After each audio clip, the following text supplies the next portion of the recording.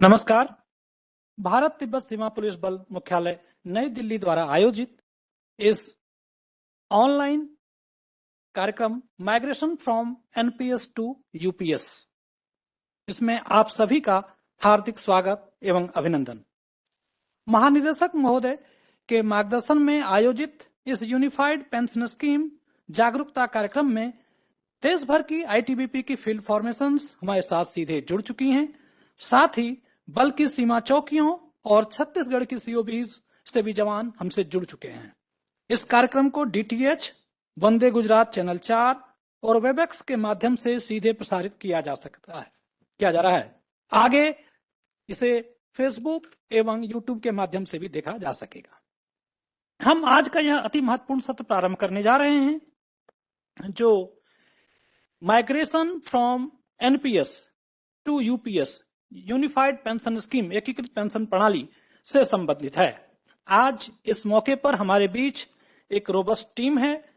इसमें हमारे पास पीएफआरडीए ऑफिशियल्स हैं, पेंशन फंड रेगुलेटरी डिपार्टमेंट से, और इसमें श्री अखिलेश कुमार एग्जीक्यूटिव डायरेक्टर हमारे साथ हैं, Shri Vikas Kumar Singh chief general manager, Shri K R. Daulat Ali Khan general manager, Shri Manoj Kumar Tiwari deputy general manager, Shri Suraj Magan Bhai सेसर्स manager, Shri Siddhant Mahapatra assistant manager, Shri Nitin Hansda assistant manager, ये हमारे बीच हैं, जो कि यूपीएस प्रणाली के प्रोसेस के बारे में इसके विद्वान हैं, इसके एक्सपर्ट हैं। ये काफी रोबस्ट टीम है। साथ ही हमारे पास प्रोटियन से, जो अर्लियर जिसको एनएसडीएल कहते थे, उससे भी हमारे पास एक्सपर्ट्स मौजूद हैं। श्री नितिन जोशी जो वाइस प्रेसिडेंट हैं प्रोटियन के, और Shri Anup Agarwal assistant vice president, ये भी हैं। तो ये लोग जो इसके टेक्निकलिटीज है, दरअसल जो यह विषय है इसमें दो चीजें हैं। एक जो migration from NPS to UPS, ये इसका पहला पार्ट है, लेकिन साथ ही इसमें एक यह भी है कि जो लोग अभी नए रिक्रूट्स होंगे उनका यूपीएस के अंदर रजिस्ट्रेशन, तो इस पूरी प्रक्रिया को हमारे लिए, चूंकि पेंशन जो है वित्तीय मामले जो है, जैसे दूसरी कोई लिटरेसी होती है, तो वित्तीय साक्षरता और पेंशन जो है यह विषय भविष्य से भी जुड़ा हुआ होता है, वृद्धावस्था की सुरक्षा से भी जुड़ा हुआ होता है। तो इस पर एक काफी रोबस्ट टीम है और एक ऐसी पहल की गई है महानिदेशक महोदय के माध्यम से कि इस विषय पर हमारे जवान, हमारे फील्ड फॉर्मेशन के लोग, हमारे सभी पर्सनल्स इसके बारे में जाने। तो आज इस कार्यक्रम में हमारे बीच श्री सुनील चंद ममगई, आईजी एडम बल मुख्यालय, ये उपस्थित हैं। हमारे बीच श्री संजीव कुमार डीआईजी सीआरओ, और साथ ही हमारे पास जो हमारे नए डीआईजी सीआरओ हैं वो होंगे। हमारे पास डीआईजी एडमिन हैं और बल मुख्यालय के ऐसे कुछ अधिकारी हैं जो कि एनपीएस के अंदर थे, और अभी वो भी, उनके मन में भी एक संशय है कि ये सत्र कैसे होगा और नहीं होगा, इसमें क्या सुविधाएं हैं। तो आज इस विषय को हम लोग करेंगे। हम जानते हैं कि आईटीबीपी के हमारे हिमवीर विषम परिस्थितियों में रह करके दूर दराज के क्षेत्रों में अपनी ड्यूटियों का निर्वहन करते हैं। कई बार वे यूनिफाइड पेंशन स्कीम्स के बारे में अपडेट नहीं होते हैं। बहुत लोगों को इसके बारे में एक संशय है कि एनपीएस अच्छा था, यूपीएस अच्छा था, इसकी टेक्निकलिटीज क्या होगी, किस कंपैरिजन चार्ट वो जाना क्या होगा। तो ये हम उम्मीद करते हैं कि यह जो विषय होगा ये हमारे लिए काफी लाभप्रद होगा, और बहुत से लोग इस कार्यक्रम को देख रहे हैं, और जो नहीं देख रहे हैं, देख सकेंगे अभी वो किसी तरह से, तो यूट्यूब पर उपलब्ध होगा या फेसबुक पर भी वो देख सकेंगे। और व्याख्यान के बाद एक महत्वपूर्ण सूचना जो मैं साझा करना चाह रहा हूं कि जब ये इसका प्रेजेंटेशन होगा, प्रेजेंटेशन के माध्यम से इसके विभिन्न पहलुओं को हम सब देख और जान सकेंगे। इस प्रेजेंटेशन के बाद अगर फिर भी हमारे मन में कोई प्रश्न आता है तो उस प्रश्न का भी यहाँ पर समुचित उत्तर दिया जाएगा। इसके लिए लैंडलाइन नंबर पहले भी सूचित किया गया है, बताया गया है, और आज यह नंबर मैं रिपीट अभी कर रहा हूं। तो जिनका भी प्रश्न होगा, जो फील्ड फार्मेशन से वेबएक्स के माध्यम से जुड़े हुए हैं, तो वे अपना हाथ उठाएंगे तो फिर उनको अनम्यूट किया जाएगा। बाकी लोग म्यूट पर रहेंगे तो उनको अनम्यूट किया जाएगा और फिर वो अपना प्रश्न कर सकेंगे। और जो हमारे एक्सपर्ट हैं, चाहे वो इसके प्रोसेस के बारे में बताना हो, और दूसरा चीज जो इसकी टेक्निकलिटीज है इसके बारे में बताना हो, तो ये नंबर मैं एक बार बता रहा हूं जिस नंबर पे प्रश्न किया जा सकेगा। ये नंबर है 011-243-69484। और नंबर को एक बार रिपीट कर रहा हूं, 011 24369484। और अब अधिक समय नहीं लेते हुए मैं सीधे डीआईजी सीआरओ श्री संजीव कुमार से अनुरोध करता हूं कि वे विषय प्रवेश हेतु आए। नमस्कार।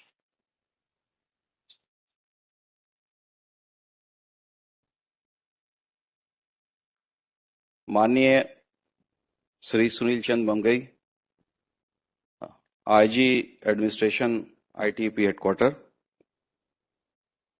Shri Akhilesh Kumar, executive director PFRDA, और उनके साथ आई हुई उनकी तमाम टीमें, मैं आप सबका इस कॉन्फ्रेंस हॉल में स्वागत करता हूं। 1 अप्रैल 2025 से पेंशन के संबंध में एक नई नीति लागू की गई है, जिसको यूपीएस कहा जाता है, यूनिफाइड पेंशन स्कीम कहा जाता है। इसके बारे में डिटेल में जो टीम आई है वो बताएगी, पर आज का इस सेशन ऑर्गेनाइज करने का जो बैकग्राउंड है उसके बारे में बस मैं थोड़ा सा बताना चाहता हूं। बल के कर्मियों में काफी संशय है कि हमारे लिए ये यूपीएस क्या स्कीम है, क्या बेहतर रहेगा, चूंकि ये बताया गया है कि इसमें 25 साल की नौकरी के बाद आपको पूरा पेंशन मिलेगा और कई तरह की अन्य चीजें हैं।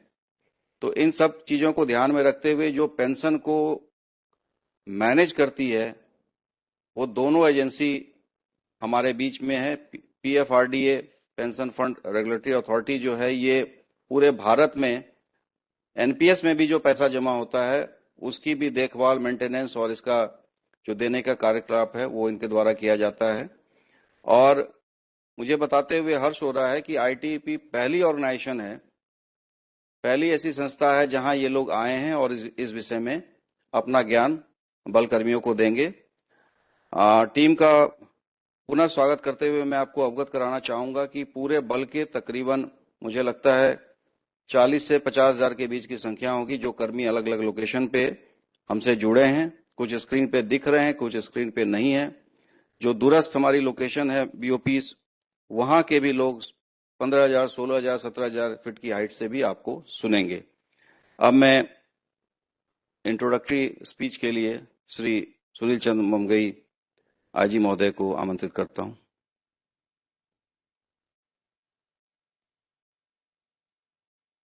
सबसे पहले मैं श्री अखिलेश कुमार और अन्य ऑफिसर जो हमारे यहाँ पे आए उनका धन्यवाद करता हूँ कि आप यहाँ पे आए और हमारे इस मुद्दे पे आप सभी को इन्फॉर्मेशन देंगे, तो उसके लिए आपका धन्यवाद।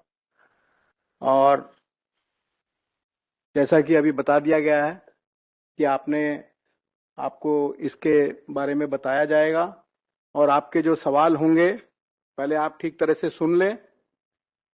आपको अभी काफी कुछ पता भी होगा इसके बारे में, तो पहले आप ठीक तरह से इसको सुन लें, फिर उसके बाद जैसे जैसे सवाल होते हैं और पूरा अपना माइंड क्लियर कर लें, क्योंकि बीच में बाद में आपके डाउट ना रहे कि वो वाला ठीक थी या ये वाली ठीक है, और आप अपना डिसीजन ले सकें। तो ज्यादा ना कहते हुए मैं अब आपसे अनुरोध करूंगा कि शुरू करें।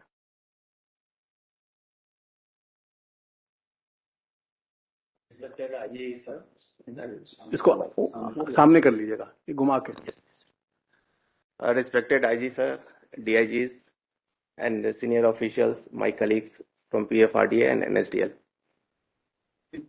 आज थैंक यू वेरी मच, आप लोग हम लोगों को मौका दिए कि हम लोग इस यूपीएस के बारे में विस्तार से आप लोगों को बता सकें।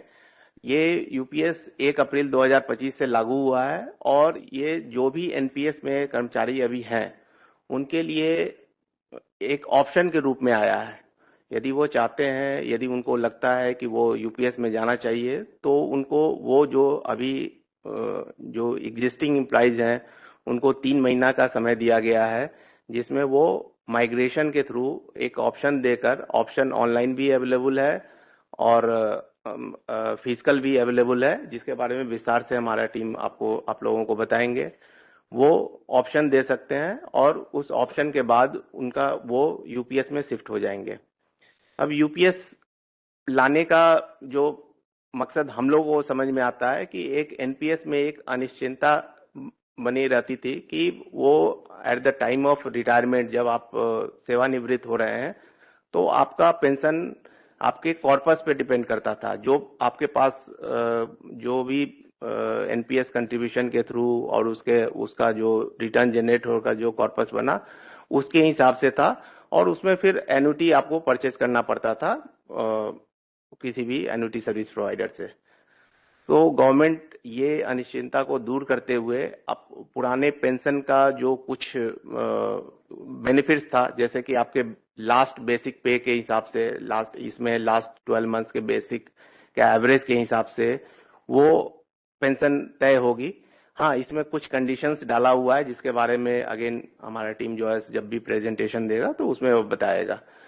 साथ में इसमें एक सुविधा ये भी दी गई है कि जो 31 मार्च 2025 तक रिटायर हो गए हैं, जो एनपीएस में थे, उनको भी यदि वो एलिजिबल हैं, एलिजिबिलिटी के लिए इसमें 10 साल का मिनिमम सेवा पीरियड रखा गया है, या वॉलंटरी रिटायरमेंट के केस में 25 साल का रखा गया है। यदि ये है तो उनको भी जो भी अभी पेंशन मिल रहा है, जो एन्युटी मिल रहा है, उसके अलावा भी टॉपअप के रूप में दिया जाएगा। तो ये व्यवस्था दोनों में है। तो ज्यादा समय नहीं लेते हुए हम रिक्वेस्ट करेंगे अपने टीम से कि वो प्रेजेंटेशन दे, और प्रेजेंटेशन के बाद जो भी आप लोगों का कोई भी क्वेरी होगा, हम लोग कोशिश करेंगे कि आपके क्वेरी को रिजॉल्व कर पाए। Thank you sir.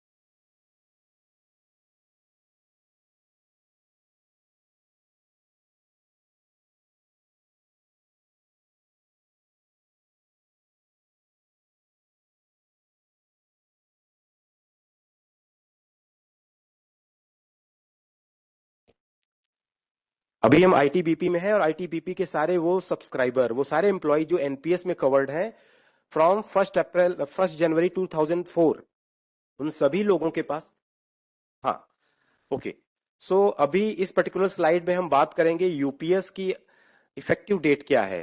1 अप्रैल 2025, आज 17 अप्रैल है, सो 17 डेज बिफोर, 17 दिन पहले से ही यूपीएस आ गया है। यूपीएस नेशनल पेंशन सिस्टम, जो कि राष्ट्रीय पेंशन प्रणाली एनपीएस के अंतर्गत ये एक ऑप्शन है, और यहाँ पे ये कोई मैंडेटरी नहीं है कि आपको एनपीएस से यूपीएस में माइग्रेट करना ही है।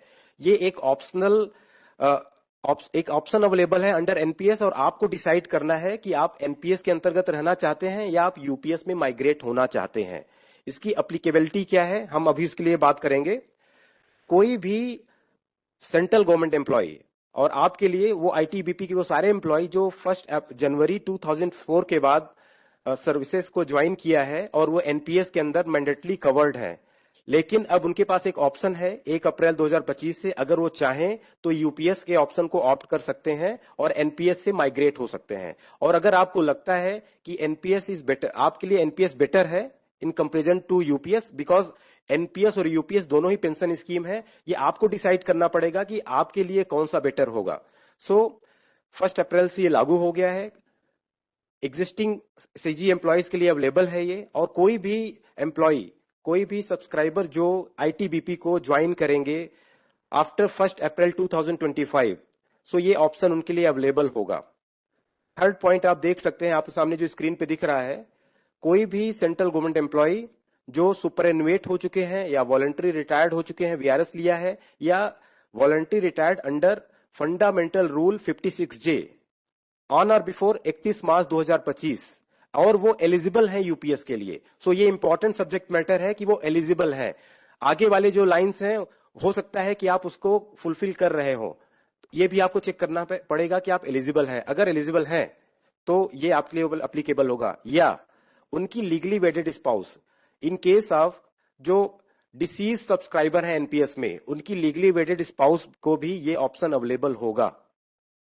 अब बहुत ही इंपॉर्टेंट सब्जेक्ट मैटर ये है कि इसकी टाइमलाइन क्या है। क्या आप चाहें तो कभी भी एनपीएस से यूपीएस में माइग्रेट कर सकते हैं? नहीं, ऐसा नहीं है। आपको एक टाइमलाइन दिया गया है गवर्नमेंट ऑफ इंडिया के द्वारा, वो 1 अप्रैल 2025 से 30 जून, सो 3 महीने का टाइम पीरियड है। आपको डिसाइड कर लेना है कि आपको एनपीएस के स्कीम में रहना है या आप यूपीएस को ऑप्ट करना चाहते हैं। अगर आप यूपीएस को ऑप्ट करना चाहते हैं, सो सेंट्रल रिकॉर्ड कीपिंग एजेंसी, जिसका नाम पहले एनएसडीएल था, प्रोटियन के सिस्टम पे आपकी जाकर लॉग इन करना पड़ेगा, आपको माइग्रेशन का ऑप्शन करना पड़ेगा और जो भी वहां पे कार्यवाही है उसको कंप्लीट करना पड़ेगा, सो दैट आपके डीडीओ पीओ जो भी आपका ऑफिस है वहां उनके पास वो फॉर्म पहुंचेगा और वो आगे कार्रवाई कंप्लीट की जाएगी। सो 3 मंथ का टाइम पीरियड दिया गया है।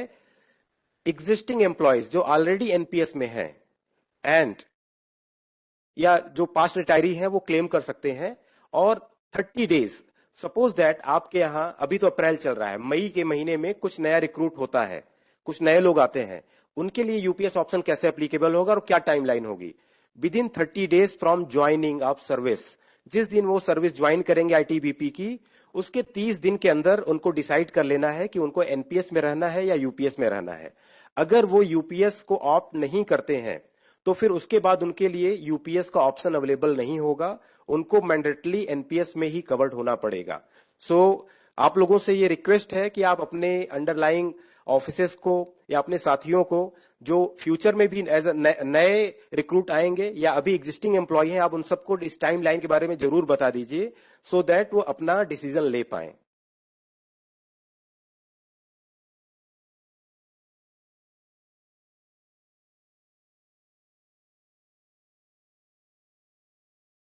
चेंज नहीं हो रहा है।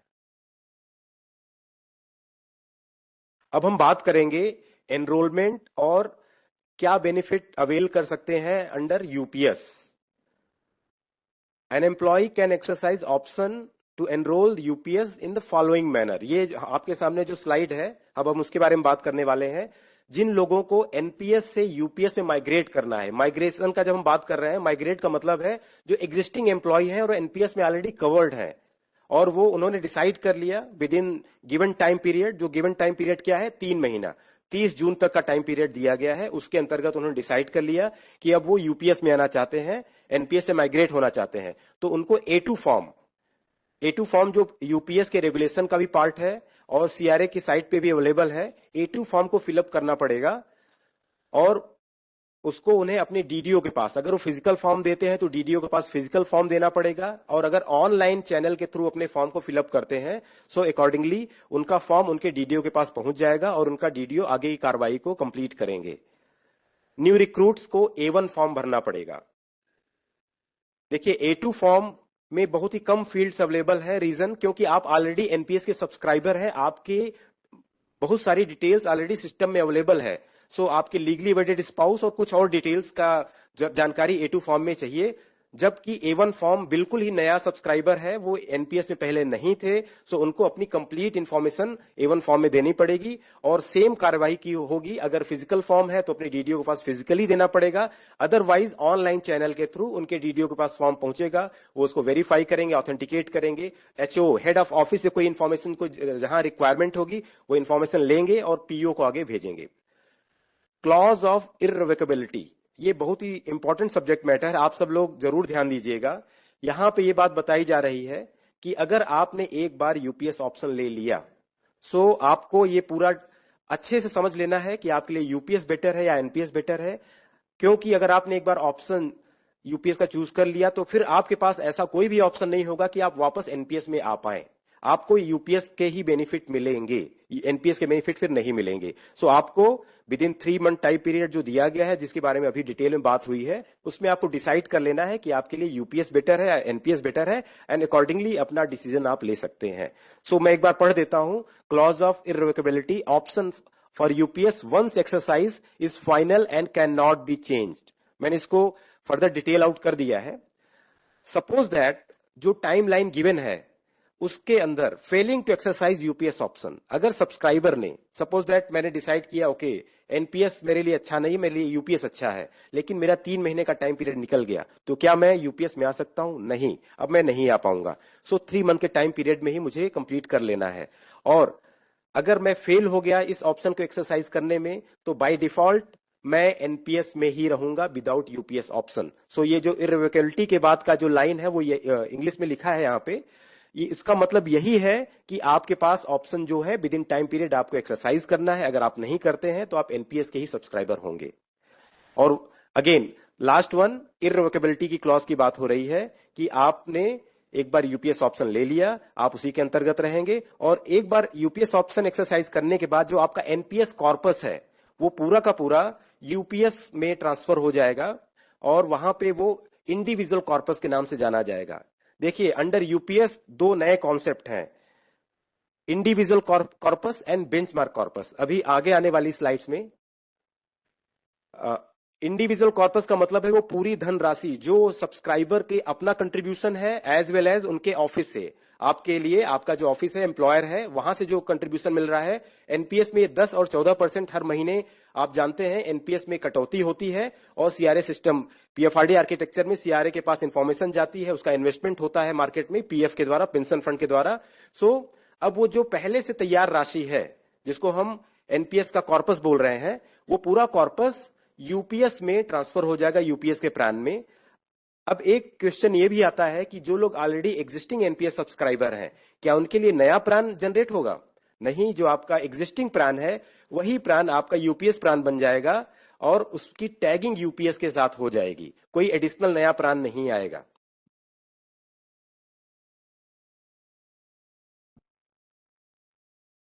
नेक्स्ट, अब इस स्लाइड में हम बात करेंगे contributions, pool corpus and it's implication. देखिए, यूपीएस में जो कंट्रीब्यूशन है वो 10% सब्सक्राइबर का अपना कंट्रीब्यूशन होगा, और 10% same amount, matching same amount from employer. So 10% आपका कंट्रीब्यूशन होगा, और आपका एम्प्लॉयर जो कि आईटीबीपी है, आईटीबीपी ऑफिस से भी 10% का कंट्रीब्यूशन आएगा, जबकि एनपीएस में ये 10% सब्सक्राइबर के साइड से था और 14% आपके एम्प्लॉयर के साइड से था। सो यूपीएस में 10 एंड 10% का कंट्रीब्यूशन है। यहां पे जो कंट्रीब्यूशन है वो बेसिक पे प्लस डीए पे डिपेंडेंट होगा, उस पे आधारित होगा, और ये आपके पेरोल सिस्टम से ही आएगा। आप और जो आप ब्रैकेट में देख सकते हैं, the erstwhile NPS plan tag to UPS. So आपको कोई नया एडिशनल प्लान नहीं मिलने वाला है, एनपीएस के सब्सक्राइबर का सेम प्लान कंटिन्यू होगा, लेकिन अब वो यूपीएस का प्लान माना जाएगा, टैग कर दिया जाएगा। और ये आपका जो कंट्रीब्यूशन है, जैसे एनपीएस में हर महीने आता था, यहां पे भी हर महीने आता रहेगा। आप सभी लोग हो सकता है कि यूपीएस की नोटिफिकेशन को पढ़ चुके होंगे। पीएफआरडीए यूपीएस रेगुलेशन 2025 जो ऑलरेडी नोटिफाई हो चुका है, उसको भी पढ़ चुके होंगे, क्योंकि डेफिनेटली सभी का इंटरेस्ट यूपीएस और एनपीएस के बारे में जानने का है, सो दैट आप अपना डिसीजन ले पाए। तो आप सभी को एक पूल कॉर्पस के बाद का नया कॉन्सेप्ट उसमें पता चला होगा, और आपने देखा होगा कि वहां पे 8.5% के कंट्रीब्यूशन की बात होती है।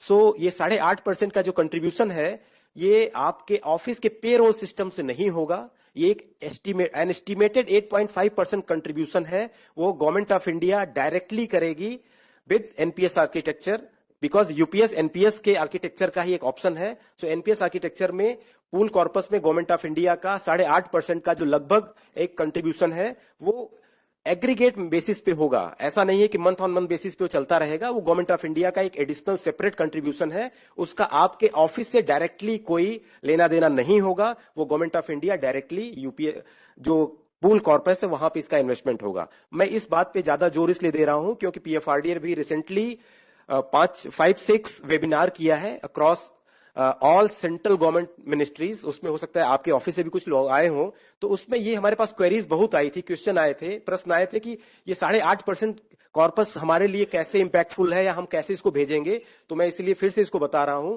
ये 8.5% कंट्रीब्यूशन, ये एक सेपरेट कंट्रीब्यूशन है by central government directly in NPS architecture. आपके पेरोल सिस्टम से नहीं आएगा, आपके डीडी और पीओ का 8.5% से कोई डायरेक्ट रिलेशनशिप नहीं होगा। अब देखिए, UPS being a fund based system, आप सभी को पता है एनपीएस मार्केट लिंक्ड स्कीम है, क्या यूपीएस नहीं है? यूपीएस भी मार्केट लिंक्ड स्कीम है, बट अंतर क्या है? फर्क यह है कि यूपीएस यूनिफाइड पेंशन स्कीम में आपको गवर्नमेंट ऑफ इंडिया की गारंटी मिल रही है कि अगर आपके ऑफिस ने टाइमली और रेगुलरली आपके कंट्रीब्यूशन, अब कंट्रीब्यूशन क्या है? 10 and 10%। मैं कई बार कुछ चीजों को रिपीट करूंगा, वो जानबूझ के करता हूं कि आपके लिए वो अंडरस्टैंडिंग उसकी और बन जाए। सो 10 and 10% का जो कंट्रीब्यूशन होगा वो हर महीने टाइमली एंड रेगुलरली, क्योंकि जो टाइम लाइन्स है यही है कि आपका जब सैलरी मिलता है उसी दिन आपके ऑफिस ने उसको पैसे को रेमिट कर दिया एनपीएस आर्किटेक्चर में, so that with in 2 days, with in 2 working days आपका पैसा मार्केट में इन्वेस्ट हो जाए और आपको एनएवीज एलोकेट हो जाए। मैं फर्दर एनएवी एलोकेशन इन सब चीजों में नहीं जाऊंगा बिकॉज हमारे पास लिमिटेड टाइम है और मैं यूपीएस पे फोकस करूंगा। सो सेम मैनर एनपीएस में जो एक्टिविटी होती थी यूपीएस में भी होगा, और यूपीएस में जो बेनिफिट्स थे वो टोटली आपके पेंशन कॉर्पस या टोटल जो आपका कंप्लीट एक वेल्थ क्रिएट हुआ, जो धन राशि तैयार हुई, उस पे डिपेंडेंट था। उस पे आप डिसाइड करते थे कि आप अप टू 60%, मान लीजिए कि एक उदाहरण ले रहा हूं, ये हाइपोथेटिकल उदाहरण है, सच में उदाहरण नहीं, हाइपोथेटिकल है। आपका टोटल कॉर्पस 1 करोड़ रुपए है अंडर यूपीएस, तो आपके पास जब आप सुपर एनुएट होते हैं और रिटायरमेंट होता है आपका, तो आप चाहें तो उसमें मैक्सिमम 60%, 60% आप एक इसमें लमसम विड्रॉल कर सकते हैं। तो 60 लाख रुपए आपको आपके बैंक अकाउंट में मिल गया, वो भी टैक्स फ्री था। और 40% जो 40 लाख रुपया बचा है वो आपको मैंडेटरली, ऐसा नहीं है कि वो ऑप्शन है, मैंडेटरली आपको उसको यूज करना पड़ेगा टू परचेज एन्युटी। एन्युटी मतलब जो पेंशन आप एन्युटी सर्विस प्रोवाइडर, जो इंश्योरेंस कंपनीज पीएफआरडी के अंतर्गत इंपैनल्ड है, उनसे आपको एन्युटी परचेज करना पड़ता है अंडर एनपीएस। और जो 1 करोड़ रुपया का मैंने आपका एग्जांपल लिया, सारा आपका बेनिफिट उसी पे डिपेंडेंट है। जो भी उसमें कम ज्यादा वैल्यू होती है, ग्रोथ होती है, कम ग्रोथ होता है, सारा कुछ सब्सक्राइबर के ऊपर है। बट अंडर यूपीएस जो रिस्क है वो गवर्नमेंट ऑफ इंडिया खुद बियर कर रही है, वो एश्योर्ड पेंशन आपको देने को तैयार है। एश्योर्ड पेंशन अमाउंट क्या होगा आगे आने वाली स्लाइड में हम बात करेंगे। So again I will come back to fund based system. ये भी एक फंड बेस्ड सिस्टम है। So timely and regular contribution, आपके डीडीओ ने टाइमली सैलरी बिल बना दिया, एससीएफ फाइल बना के आगे अपलोड करा दिया, पीओ ने पैसा भेज दिया आर्किटेक्चर में, तो क्या होगा कि आपका जो individual corpus, again what is individual corpus? UPS में इंडिविजुअल कॉर्पस वो है जो कॉर्पस आपका एनपीएस से ट्रांसफर, कॉर्पस जब मैं बोल रहा हूं तो आप उस धनराशि को मानिए जो कि सब्सक्राइबर के कंट्रीब्यूशन और आपके सब्सक्राइबर कंट्रीब्यूशन और आपके ऑफिस कंट्रीब्यूशन 10 and 14% था, उस पे ग्रोथ हुई मार्केट में और टोटल जो पैसा तैयार हुआ, जो राशि तैयार हुई, वो कॉर्पस है। तो अंडर यूपीएस जो कॉर्पस को हम आईसी बोलते हैं, इंडिविजुअल कॉर्पस। अगर आपका इंडिविजुअल कॉर्पस आईसी कम होगा तो डेफिनेटली आपके जो बेनिफिट होंगे वो भी कम होंगे। कम होने के क्या क्या कारण हो सकते हैं? कम होने का कारण यह हो सकता है कि आपके ऑफिस ने टाइमली पैसा रेमिट नहीं किया। कम होने का कारण यह हो सकता है कि आपको यूपीएस के अंतर्गत भी 3 times पार्शियल विड्रॉल, जो कि एनपीएस में अवेलेबल था, वो आपको यूपीएस में भी अवेलेबल हो जाएगा। तो अगर आपने उसमें से पैसा निकाल लिया है तो भी आपका इंडिविजुअल कॉर्पस कम हो जाएगा। या तो आपने इन्वेस्टमेंट चॉइस एक्सरसाइज की है, LC25, LC50 या G100। अभी आपके सामने जो स्लाइड है उसके टॉप में जो एक ब्लॉक है आप उसको देखिएगा ध्यान से। अगर आपने ये एक्सरसाइज किया है और यहां पे आपका जो पेंशन फंड मैनेजर है और आपका इन्वेस्टमेंट चॉइस है उसने उस लेवल पे परफॉर्म नहीं किया जितना अच्छा परफॉर्म डिफॉल्ट स्कीम ने किया, तो भी आपका आईसी कम हो जाएगा। सो आपको ये डिसाइड करना पड़ेगा कि आपको ये एक्सरसाइज करना है नहीं करना है, इसके क्या इंपैक्ट होंगे। चलिए अब हम बात करते हैं investment choice to UPS subscriber. आप सभी को पता है अंडर एनपीएस जो नेशनल पेंशन सिस्टम है, 1 अप्रैल 2019 गवर्नमेंट ऑफ इंडिया ने एक ओएम लाया। उसमें उन्होंने सेंट्रल गवर्नमेंट के सारे एम्प्लॉइज को एक ऑप्शन दे दिया, ऑप्शन ओपन कर दिया कि अगर आप चाहें तो आप अपने पेंशन फंड का डिसीजन ले सकते हैं। और उसके बाद अगर आपने pension fund XYZ pension fund decide किया तो आपको यह भी बताना पड़ेगा कि वो पेंशन फंड आपके उस पैसे को, आपके कॉर्पस को कहां पे इन्वेस्ट करे। सो आपके इन्वेस्टमेंट चॉइस जो आप सामने देख पा रहे हैं, डिफॉल्ट पैटर्न है, 100% GSEC है, GSEC गवर्नमेंट सिक्योरिटीज है, LC25 और LC50 है। LC is life cycle fund. Life cycle fund अब मैं यहां डिस्क्राइब नहीं करूंगा, आप लोग एनपीएस के सब्सक्राइबर जो होंगे वो ऑलरेडी इसको जानते हैं कि लाइफ साइकिल फंड क्या है और क्या ऑप्शन अवेलेबल है। लेकिन जो 25 और 50 एक नंबर जो डिजिट है, ये क्या डिनोट करता है, ये क्या बताता है? ये बताता है कि अगर आपने LC50 लिया तो आपका इक्विटी एक्सपोजर मैक्सिमम कितना हो सकता है, अप टू 50%। अगर आपका 100 रुपए का इन्वेस्टमेंट हो रहा है तो मैक्सिमम 50 रुपए आपका इक्विटी मतलब अगर आप बहुत ही लेमैन लैंग्वेज में बोलते हैं, कई बार लोग बोलते हैं शेयर मार्केट। सो इक्विटी में 50% 50 रुपया लग सकता है मैक्सिमम। ऐसा नहीं 50 लगना ही है, एक पर्टिकुलर एज तक, टिल एज आप 35 ईयर्स, जब तक 35 साल के होते हैं तब तक तो 50% होगा।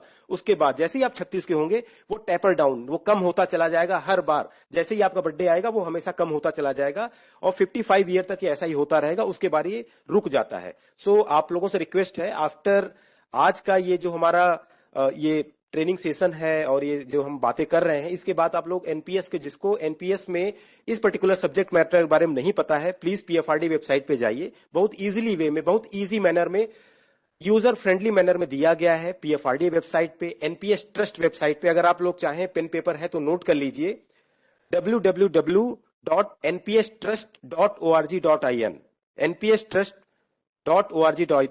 मैं फिर से रिपीट करता हूं, वर्ल्ड वाइड वेब जो होता है www.npstrust.org, ऑर्गेनाइजेशन का org है, .in इंडिया का in है। सो npstrust.org.in। सो आप डिसाइड कैसे करेंगे कि आपको डिफॉल्ट पैटर्न में रहना है या आपको इन्वेस्टमेंट चॉइस लेनी है? आपको एनपीएस ट्रस्ट की वेबसाइट पे जाके देखना पड़ेगा कौन सा पीएफ ने किस पीरियड में क्या रिटर्न दिया है, कौन से क्लास ऑफ असेट ने किस टाइप का रिटर्न दिया है। उसके बाद आप डिसाइड करेंगे कि वेदर एज अ सब्सक्राइबर मैं डिफॉल्ट स्कीम में हैप्पी हूं या मुझे LC50 लेना चाहिए, LC25 लेना चाहिए, या तो मैं सपोज दैट ऐसा सब्सक्राइबर हूं कि ठीक है मेरे पास नॉलेज सारी है, लेकिन जब मेरे अपने पैसे की बात आती है तो मैं गवर्नमेंट सिक्योरिटीज पे ज्यादा बिलीव करता हूं। मैं ओके हूं कि मुझे 7 to 8% का रिटर्न आएगा, मैं चलेगा, लेकिन मैं रिस्क नहीं लेना चाहता हूं, रिस्क अवर्स पर्सन हूं, तो ओके मेरे लिए भी ऑप्शन है 100% गवर्नमेंट सिक्योरिटीज। सो ये आपको डिसाइड करना है कि आपको कौन से इन्वेस्टमेंट चॉइस पे जाना पड़ेगा। और इन्वेस्टमेंट चॉइस आपके पास एक साल में एक बार आप इसको एक्सरसाइज कर सकते हैं, और जो आपका इन्वेस्टमेंट पैटर्न है वो एक साल जब बोल रहा हूं तो एक फाइनेंशियल ईयर, 1 अप्रैल से लेके 31 मार्च की बात होती है फाइनेंशियल ईयर, उसके ड्यूरेशन में आप अपने इन्वेस्टमेंट चॉइस को 2 बार एक्सरसाइज कर सकते हैं। अगर आपने इन्वेस्टमेंट चॉइस का एक्सरसाइज नहीं किया तो क्या होगा? तो बाय डिफॉल्ट जो डिफॉल्ट पैटर्न है वो आपका इन्वेस्टमेंट चॉइस हो जाएगा। डिफॉल्ट पैटर्न, बस मैं थोड़ा, बिकॉज हमारे पास टाइम, लिमिटेड टाइम है और क्योंकि हमारे पास क्वेश्चन आंसर का भी सेशन करना है, तो डिफॉल्ट पैटर्न बहुत ब्रीफली बता देता हूं। उसमें 3 पेंशन फंड होते हैं, SBI, LIC, UTI, ये तीनों पेंशन फंड हैं। और इसमें फर्दर जो इक्विटी एक्सपोजर है और अलग अलग असेट क्लास एक्सपोजर है, उसका एक प्री डिफाइंड वे में होता है। अगर आप चाहें तो आप कंटिन्यू कर सकते हैं डिफॉल्ट पैटर्न, अदरवाइज ऑप्शन आप सामने ओपन है। अब हम बात करते हैं IC एंड BC। बहुत ही ज्यादा इंटरेस्ट इस सब्जेक्ट मैटर पे सभी का रहता है क्योंकि नया कॉन्सेप्ट है अंडर यूपीएस। तो पहले हम बात करेंगे BC, बेंचमार्क कॉर्पस। बेंचमार्क का अपने आप में ये मतलब होता है कि एक ऐसा सिचुएशन जिसका यूज करके हम किसी का कंपैरिजन करेंगे, किसी के साथ कंपेयर करेंगे कि जो दूसरा जिसका कंपैरिजन हो रहा है उसका परफॉर्मेंस कैसा है। सो बेंचमार्क की बात मैं करता हूं। आपके ऑफिस ने टाइमली रेगुलरली पैसा भेजते रहे सिस्टम पे, और आपका इन्वेस्टमेंट डिफॉल्ट पैटर्न पे ही है, मतलब जो LIC, SBI, UTI का जो पेंशन फंड है, प्री डिफाइंड असेट क्लासेस है, वो सब डिफाइंड है, उसमें आपका इन्वेस्टमेंट हो रहा है। आपने कोई भी पार्सल विड्रॉल नहीं किया है या आपने कोई भी वॉलंटरी कंट्रीब्यूशन नहीं किया है। ये एक आइडियल सिचुएशन है। तो आपको जब हर महीने में आपका सैलरी 30 तारीख या 31 को मिलता है, आपका पैसा भी सिस्टम में आ रहा है, तो T+2 डे पे आपका इन्वेस्टमेंट हो जा रहा है, उस पे जो NAV होगी और यूनिट्स अलोकेट होंगी, आपका बेंचमार्क कॉर्पस हर महीना बिल्ड होता रहेगा और ये आपको आपके स्टेटमेंट ऑफ ट्रांजैक्शन में दिखता रहेगा स्टेटमेंट ऑफ ट्रांजैक्शन, जैसे कि आप बैंक में पासबुक होता है उसमें एंट्रीज अवेलेबल होती हैं, ऐसे ही एनपीएस के अंतर्गत, अभी मैं यूपीएस की बात नहीं कर रहा हूं, एनपीएस में आपको हर महीने आप देख सकते हैं कि आपके ऑफिस ने कितना पैसा भेजा, उसमें आपका कंट्रीब्यूशन कितना है, ऑफिस का कितना है, ग्रोथ क्या है। सो उसमें ही आपका बेंचमार्क कॉर्पस दिखता रहेगा। अब ये कॉर्पस एक आइडियल सिचुएशन है, इसमें कोई भी कमी नहीं है, इसमें जो भी होना चाहिए था वैसा ही हुआ। लेकिन अगेन ये आइडियल सिचुएशन है, इंडिविजुअल कॉर्पस रियल सिचुएशन है। रियलिटी में कई बार आइडियल सिचुएशन नहीं होती। आपके ऑफिस ने डीले किया, मिसिंग क्रेडिट हुआ, आपने पार्सल विड्रॉल किया या आपने वॉलंटरी कंट्रीब्यूशन किया। सो अब क्या होगा, हम यहां 1 बाय 1 4 पॉइंट है, देखते हैं। पॉइंट नंबर 2, हमने ऑलरेडी फर्स्ट की बात कर ली है। अगर आपका इंडिविजुअल कॉर्पस बेंचमार्क कॉर्पस से कम है तो जो आपका एडमिसिबल पे आउट होगा वो भी प्रोपोर्शनेटली कम हो जाएगा। अगर आप चाहते हैं कि आपको फुल एश्योर्ड पेंशन, जब हम यूपीएस में पेंशन की बात करते हैं तो यूपीएस में पे out and pension is one and same thing. हम जो पे आउट बोल रहे हैं तो आप इसको पेंशन ही समझिए अंडर यूपीएस। यूपीएस में पेंशन शब्द का यूज नहीं किया गया है, यहां पे पे आउट का यूज किया गया है, क्योंकि एक कॉर्पस है जो रेडी हो रहा है, पूल कॉर्पस से आपको उससे पेंशन मिल रही है, इसलिए पे आउट शब्द का यूज किया गया है। तो मैं पॉइंट नंबर 2 पे आता हूं। अगर आपका इंडिविजुअल कॉर्पस आईसी बीसी से कम है तो आपका एडमिसिबल पे आउट कम हो जाएगा प्रोपोर्शनली। लेकिन अगर आप चाहें तो आपको 100%, मतलब जो आपको फुल एश्योर्ड पे आउट मिलना चाहिए था वो मिल सकता है। अगर आप जो कमी है, मान लीजिए 100 रुपया होना चाहिए, वो है केवल 95 रुपया, तो आप 5 रुपया जो कम है, गैप है, वो आप रिकूप कर सकते हैं, मतलब वो पे कर सकते हैं। कब पे कर सकते हैं? जब भी आप अपना एसओटी देखेंगे। SOT means statement of transaction. अगर आप देखेंगे कि आपका पैसा कम है, आप उसको पे करना चाहते हैं तो आप पे कर सकते हैं। और अगर आप उस टाइम पे नहीं करते हैं और जब आप रिटायर्ड होने वाले हैं तब आपको लगता है कि मेरा टोटल कॉर्पस बीसी 2 करोड़ रुपया है, ओके, बीसी 2 करोड़ रुपया है और आईसी जो है 1 करोड़ 90 लाख है, तो आप 10 लाख रुपया वो पे करके अपना फुल एश्योर्ड पे आउट ले सकते हैं। थर्ड पॉइंट, अगर आईसी ज्यादा है बीसी से तो क्या होगा? ज्यादा कैसे हो सकता है? सपोज दैट आपने इन्वेस्टमेंट के लिए इंडिविजुअल चॉइस लिया और आपके पेंशन फंड ने और आपके इन्वेस्टमेंट चॉइस ने हायर परफॉर्म किया कंपेयर टू डिफॉल्ट पैटर्न, तो क्या होगा? सपोज दैट किसी ने डिफॉल्ट पैटर्न में अपना इन्वेस्टमेंट किया, उसका टोटल कॉर्पस, हाइपोथेटिकल में बता रहा हूं आपके अंडरस्टैंडिंग पर्पज के लिए, 1 करोड़ है। आपने इन्वेस्टमेंट चॉइस लिया था, आपका टोटल वैल्यू 1 करोड़ 5 लाख रुपया है, तो क्या आपको हायर पेंशन मिलेगी? नहीं।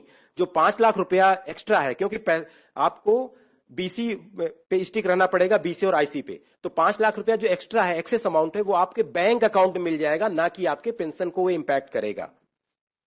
Last one is final computation. ये जो होगा, ये सारी मैं बातें बता रहा हूं, ये सीआरए सिस्टम से कंप्यूट होके आएगा और ये आपको अपॉर्चुनिटी उस टाइम पे मिलेगी। अगर आप चाहें, आपका आईसी कम है तो आप इस पे पेमेंट, उसको एडिशनल पेमेंट करके अपने फुल एश्योर्ड पेंशन के लिए आ सकते हैं। Sir next, eligibility to receive benefits. अब हम यहां देखते हैं कि एलिजिबिलिटी क्या है। In case an employee superannuating after qualifying service. देखिए, क्वालिफाइंग सर्विस एक इंटरेस्टिंग सब्जेक्ट मैटर है यूपीएस में। उसके लिए आपको PFRDA regulation, UPS regulation 13 number regulation को विजिट कीजिए, उसको पढ़िए, आपको समझ में आ जाएगा। हम उसको यहाँ कंप्लीट डिटेल आउट नहीं कर सकते, वो काफी बड़ा है। सो ये हमने केवल ये यहाँ बताया है कि आपको रेगुलेशन 13 को पढ़ना है और क्वालिफाइंग सर्विस को आपको देखना पड़ेगा। आपका एचओ डिसाइड कौन करेगा? हेड ऑफ ऑफिस डिसाइड करेगा। सो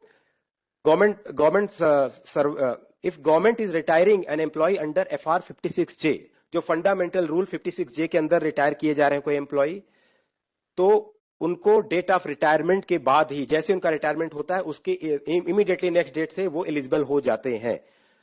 वॉलंटरी रिटायरमेंट के केस में क्या होता है? मिनिमम 25 साल की सर्विस होनी चाहिए और सब्सक्राइबर को अपने डीम डेट ऑफ सुपर एनुएशन तक वेट करना पड़ेगा। सपोज दैट कोई 55 साल में वॉलंटरी रिटायर्ड हो रहे हैं और उन्होंने 25 साल की सर्विस पूरी कर ली है, तो उनका जो पेंशन मिलेगा वो 60 साल, अगर 60 साल सुपर एनुएशन डेट है तब से मिलेगा। जबकि जो उनको लमसम पेमेंट, एक्सेस अमाउंट और ये सारी चीजें, अदर बेनिफिट्स, उनको इमीडिएटली वो उसके लिए एलिजिबल हो जाएंगे। लेकिन उनको जो पे आउट है, जो पेंशन है, वो उनको deem date of superannuation means जो एक्चुअल डेट सुपर एनुएशन की है, या अगर हम 60 साल बोले यहां पे, तो उस पे मिलेगा। ये हो गया सर। नेक्स्ट, अब इस पर्टिकुलर स्लाइड में हमने आपको ये दिखाने की कोशिश की है कि यूपीएस में क्या क्या बेनिफिट अवेलेबल है। जो राइट साइड में ब्लॉक बना है लमसम पेमेंट, लमसम पेमेंट एक एडिशनल बेनिफिट है अंडर यूपीएस, जो कि आपके यूपीएस बेनिफिट, यूपीएस का पेंशन है, उसको इंपैक्ट नहीं डालने वाला है। यहां पे क्या है, यहां पे आपकी लास्ट ड्रॉन सैलरी, जो आपकी लास्ट मंथ की सैलरी होगी आपकी सुपरएनुएशन के पहले या रिटायरमेंट के पहले, उसका 1/10 को मल्टीप्लाई किया जाएगा टोटल नंबर ऑफ 6 महीने आपके जितने पूरे होंगे। 6 महीने, सपोज आपने 6 मंथ कंप्लीट किया तो उसको 1 काउंट किया जाएगा, दूसरा 6 महीना 2 काउंट किया जाएगा। सो ऐसे 6 महीने के जितने सेट आपने कंप्लीट किए हैं उसको मल्टीप्लाई कर दिया जाएगा आपके लास्ट मंथ के सैलरी के 1/10 से, और वो आपको over and above additional amount दिया जाएगा एज अ यूपीएस सब्सक्राइबर, और इससे आपके यूपीएस पेंशन इंपैक्टफुल नहीं होगी। यहां पे जब हमने वेबिनार में इसकी बात की तो ये क्वेश्चन आया कि क्या ये ग्रेच्युटी हमें नहीं मिलेगी। सो ग्रेच्युटी एक अलग बेनिफिट है, उसका यूपीएस से डायरेक्ट कोई लेना देना नहीं है। सो आप बिल्कुल भी लमसम पेमेंट से ग्रेच्युटी के साथ कंफ्यूज मत कीजिएगा, और ये एक एडिशनल बेनिफिट है। अब हम आते हैं लेफ्ट साइड में जो ब्लॉक्स है, एश्योर्ड पे आउट। एक सेकंड थोड़ा सा रुकना चाहूंगा, यहाँ क्लेरिफाई करना जरूरी है। जैसे नॉर्मल के केस में है कि आप अगर 25 साल की नौकरी में वॉलंटरी रिटायरमेंट लेते हैं तो आपको रिटायरमेंट के यानी 60 साल तक इंतजार करना होगा, तब आपको पेंशन मिलेगी। 10 साल की क्वालिफाइंग सर्विस के बाद अगर कोई निकलता है मेडिकल रीजन से, किसी रीजन से, तो उसकी पेंशन कब स्टार्ट होगी? उसकी पेंशन, विकास सर जाएंगे इस पे। सर इसमें कंडीशन जो 10 साल की जो है सर्विस कंडीशन है वो ओनली इन केस ऑफ उसका जो सुपरएनुएशन होता है उसी केस में 10 साल का है। अदरवाइज 10 साल का कोई कॉन्सेप्ट नहीं है, ये वीआरएस ही माना जाएगा। और वीआरएस के केस में जो होगा 25 साल वाला जो क्लॉज है वही एप्लीकेबल होगा। 10 साल के केस में अभी यूपीएस में कोई ऐसी कोई व्यवस्था नहीं है जिसमें कि पेंशन, वो मेडिकल ग्राउंड पे कोई निकलता है जिसमें पेंशन दिया जाता है। जैसे अभी के सिस्टम में ये जरूरी है, चूंकि फोर्स में काफी लोग डिस्क्वालीफाई होते हैं मेडिकल ग्राउंड पे। अभी एनपीएस में ये होता है कि अगर वो 10 साल की नौकरी के बाद, अब तो 10 साल का क्लॉज भी हट गया है, 3 साल 4 साल की नौकरी के बाद भी अगर कोई मेडिकल बोर्ड आउट होता है तो वो एनपीएस से ओल्ड पेंशन में चला जाता है बाय डिफॉल्ट, और उसको पूरी पेंशन मिलती है। यूपीएस के केस में अगर कोई आदमी 4 साल 5 साल 10 साल की नौकरी, अभी कोई प्रोविजन नहीं है, बट एनपीएस में जो प्रोविजन है हो सकता है वो प्रोविजन इसमें लागू किया जा सके, बट अभी इस पे कोई क्लैरिटी नहीं है। इस पे अभी क्लैरिटी आएगी बाद में। ठीक, ये case disability as well as death, दो चीजें जो होती थी एनपीएस में, उस केस में आपको ओल्ड पेंशन का बेनिफिट मिलता था एनपीएस में, और यूपीएस में अभी कोई क्लैरिटी नहीं है, अभी कोई इस पे कोई बट ये प्रोसेस में है, हो सकता है इस पे क्लैरिटी आए कि डिसेबिलिटी या डेथ के केस में, इन सर्विस डेथ होती है या ये डिसेबिलिटी होती है तो क्या होगा। मतलब ये स्पष्ट रूप से फोर्स को जानना जरूरी है कि आज के डेट में अगर एनपीएस में आप हैं तो आपकी अगर डेथ होती है तो फैमिली को फैमिली पेंशन मिलता है, फैमिली पेंशन मिलता है आपको। हम एक फॉर्म हम फिलअप करा के रखते हैं, फैमिली पेंशन के लिए एलिजिबल है। डिसेबिलिटी होती है फिर भी पुराना पेंशन मिलता है। लेकिन यूपीएस में ये चीज पे अभी क्लियरिटी नहीं है कि अगर आपकी डेथ हो गई सर्विस में और आपने यूपीएस ऑप्ट किया हुआ है तो आपको पेंशन मिलेगी कि नहीं, फैमिली को मिलेगी कि नहीं मिलेगी, और अगर आप डिसेबल हो जाते हैं तो फैमिली को पेंशन मिलेगी कि नहीं मिलेगी, ये क्लियर नहीं है। यस, ठीक। ये ऑप्शन 3 में ये आ जाएगा सामने ना, अंदर ये क्लैरिटी आ जाएगी, क्योंकि ये ऑप्शन तो इनको एक्सरसाइज करने से पहले उनको सारी चीजें पता होनी चाहिए कि भाई ये बेनिफिट्स है, तभी वो करेगा। क्योंकि यहाँ तो 3 महीने का टाइम दिया हुआ है, लेकिन ये क्लैरिटी कब तक आएगी, इसके ऊपर अगर कुछ होगी कब तक आ पाएगी clarity. Sir as far as PFRDA का जो रोल है, हमारा रोल अभी इम्प्लीमेंटेशन के ऊपर है, और ये इम्प्लीमेंटेशन जो है बेसिकली जो नोटिफिकेशन आई है 24/1/2025 को, उस नोटिफिकेशन पे ही आधारित हमारा सारा रेगुलेशन भी बना है इम्प्लीमेंटेशन के पॉइंट ऑफ व्यू से। सो नोटिफिकेशन में अभी ये इस पे कोई क्लैरिटी नहीं थी, और मोस्ट प्रोबेबली ये सेंट्रल गवर्नमेंट डिसाइड करेगी। और सेंट्रल गवर्नमेंट में भी जो उनका डीओपीपीडब्ल्यू में से ही ये आया था CCS NPS rule, and prior to that also एक 2009 का सर्कुलर आया था जिसमें डिसेबिलिटी और डेथ की बात की गई थी ओल्ड पेंशन बेनिफिट लेने। ठीक है, मैं बस अपने लोगों को ये क्लियर कराना चाहता था कि यूपीएस में आज के डेट में ये क्लियरिटी नहीं है कि अगर डेथ हो गई, आप यूपीएस ऑप्ट करते हैं और डेथ हो गई तो फैमिली को पेंशन आज के डेट में मिलेगी कि नहीं मिलेगी, ये क्लियर नहीं है। दूसरा, अगर आप बोर्ड आउट होते हैं तो आज के डेट में आपको पेंशन का प्रावधान है एनपीएस में, लेकिन यूपीएस में है कि नहीं है, ये आज के डेट में क्लियर नहीं है। आगे बढ़िए। Right, thank you sir. So UPS में आप पहला पॉइंट देखेंगे एश्योर्ड पे आउट, मिनिमम 50, जो आपका जिस भी लास्ट ड्रॉन सैलरी पे आप रिटायर्ड हुए उसके 12 महीने का एवरेज लिया जाएगा और उसका 50%, जैसे ओपीएस में होता था 50% लास्ट ड्रॉन सैलरी का होता था, यहां पे लास्ट ड्रॉन सैलरी के बजाय पिछले 12 महीने का आपके लास्ट ड्रॉन सैलरी का एवरेज लिया जाएगा और उसका 50% सब्सक्राइबर को फुल एश्योर्ड पे आउट मिलेगा। लेकिन वो कंडीशनल है, अगर सब्सक्राइबर का आईसीबीसी के बराबर है। वो कब होगा, हमने ऑलरेडी डिटेल आउट कर दिया है कि टाइमली रेगुलर पैसा आता रहा, आपने कोई विड्रॉल नहीं किया है, सो एश्योर्ड पे आउट आपको यहाँ पे। यूपीएस की जो मेन खासियत है वो एश्योर्ड पे आउट है, गारंटीड पे आउट की बात हो रही है, मिनिमम 50 जो आपको 50% की बात हो रही है। अब हम मिनिमम गारंटीड पे आउट क्या है, मिनिमम 10,000 रुपए का एश्योर्ड पे आउट यहां मिलेगा in case of superannuation is after 10 years और more of qualifying service. Final withdrawal, जैसे एनपीएस में आपके पास एक विड्रॉल की फैसिलिटी अवेलेबल थी, लमसम विड्रॉल, वहां पे भी 60% विड्रॉ कर सकते थे, और यहां पे भी आपको same facility, one and same thing, exactly same thing available है। लेकिन क्या इसका कोई इंपैक्ट होगा यूपीएस बेनिफिट में, यूपीएस पेंशन पे? यस, डेफिनेटली होगा, क्योंकि आपने 60% पैसा विड्रॉ कर लिया तो आपका पेंशन भी प्रोपोर्शनली रिड्यूस हो जाएगा। अब वहां पे एनपीएस में आपको इसको लमसम विड्रॉल बोलते थे, यहां पे इसको फाइनल विड्रॉल बोला जाता है, अदरवाइज और सारी चीजें एक हैं। यहां पे ये क्या होगा, अगर आप पढ़ेंगे voluntary withdrawal up to 60% of corpus in PRAN, IC और BC whichever is lower, जो भी कम होगा उस पे 60% अलाउड होगा। एडमिसिबल पे आउट, देखिए अश्योर्ड पे आउट क्या है, eight the rate of 50% of last drawn salary, average जो हमने बात की अभी तक। लेकिन ये हो सकता है कि आपको ये अमाउंट ना मिल पाए अगर आपका आईसी कम है बीसी से, सो वो फिर आपका एश्योर्ड पे आउट बन जाएगा एडमिसिबल पे आउट, जो कि आईसी एश्योर्ड पे आउट से कम होगा। जी सर, आप यूज करें, अगर यूज करेंगे तो सभी के लिए ठीक है।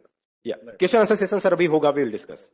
सो एडमिसिबल पे आउट की बात हुई। मंथली टॉप अप अमाउंट, जो लोग एनपीएस के अंतर्गत 31 मार्च 2025 तक रिटायर्ड हो गए हैं, क्या यूपीएस का बेनिफिट उनको अवेलेबल है? यस, अवेलेबल है। तो उन्हें क्या मिलेगा, क्योंकि उन्हें तो ऑलरेडी एएसपी जो एन्युटी सर्विस प्रोवाइडर, वहां से पेंशन या एन्युटी आप जो भी कहें वो मिल रहा है, उस केस में उन्हें मिलेगा top up amount. Suppose that उनका जो admissible pay out under UPS होता, वो होता, एग्जांपल ले रहा हूं, किसी को 50,000 रुपए का पेंशन मिलता under admissible pay out UPS के अंतर्गत, लेकिन उनको मिल रहा है 42,000 रुपया एएसपी के थ्रू, एन्युटी 42,000 रुपया मिलता, जो 8,000, 50,000 माइनस 42,000, 8,000 का जो गैप है वो government of India as a top up देगी, उस पर डीआर भी मिलेगा, डीआर पूरे पे मिलेगा। सो जो 8,000 रुपए का अमाउंट है वो टॉपअप अमाउंट है। और उसके लिए इन केस डिसीज सब्सक्राइबर 31 मार्च के किसी ने 1 जनवरी 2004 को ज्वाइन किया, 2015 में रिटायर्ड हो गए, 2018 में उनकी डेथ हो गई, ये सारी पॉसिबिलिटीज हैं। तो क्या होगा कि 2015 जब रिटायर्ड हुए थे, 2015 से 18 तक सब्सक्राइबर का जो टॉपअप अमाउंट है as a arrear along with PPF rate का इंटरेस्ट मिलेगा, और जब सब्सक्राइबर की डिमाइस, जब डेथ हो जाती है तो उनकी फैमिली को फैमिली पे आउट के लिए वो एलिजिबल हो जाते हैं, तो उसके लिए उनके स्पाउस को उतना amount at the rate of 60% पे मिलना चालू हो जाएगा। डियरनेस रिलीफ भी अवेलेबल होगा यूपीएस सब्सक्राइबर को, जैसा कि मैंने टॉपअप के केस में बताया, और इन केस ऑफ एश्योर्ड पे आउट में भी 50% के रेट पे, जो बेसिक पे आप देख सकते हैं, 50% ऑफ 12 मंथली एवरेज बेसिक पे, और उसके बाद उसके ऊपर डीआर भी सब्सक्राइबर को मिलता रहेगा life long. After death, after demise of subscriber की डेथ के बाद उनके स्पाउस को, स्पाउस जब मैं बोल रहा हूं तो legally wedded spouse as on the date of superannuation, वही उसके लिए एलिजिबल होंगे, और उनको at the rate of 60%, subscriber को जो मिल रहा था उसका 60% उनके स्पाउस को मिलेगा। नेक्स्ट, अब हम बात करते हैं कि वो सब्सक्राइबर, ऑलरेडी हमने बात कर लिया, 31 मार्च 2025 को जो रिटायर्ड हो चुके हैं उनके केस में क्या क्या बेनिफिट होगा। लमसम पेमेंट भी मिलेगा, जो आपने 1/10 और मल्टीप्लीकेशन देखा था 6 महीने के कंप्लीशन को। हाँ, इसमें बात, नेक्स्ट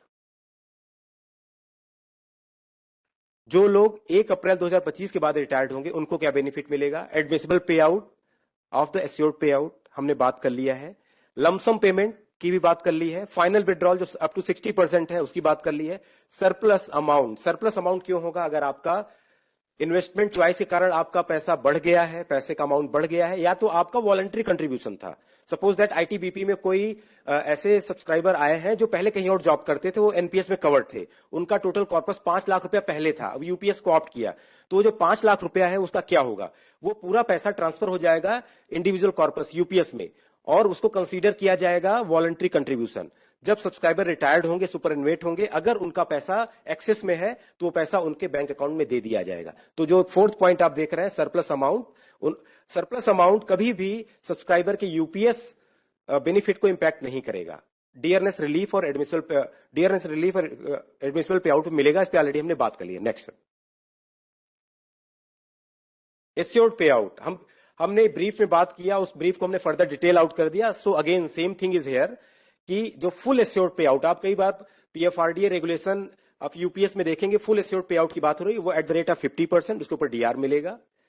और अगर क्वालिफाइंग सर्विस कम है 25 साल से, तो भी वो फुल एश्योर्ड पे आउट नहीं मिलेगा, प्रोपोर्शनली रिड्यूस हो जाएगा। मिनिमम गारंटी आप पे 10,000 रुपए की हम जो बात कर चुके हैं।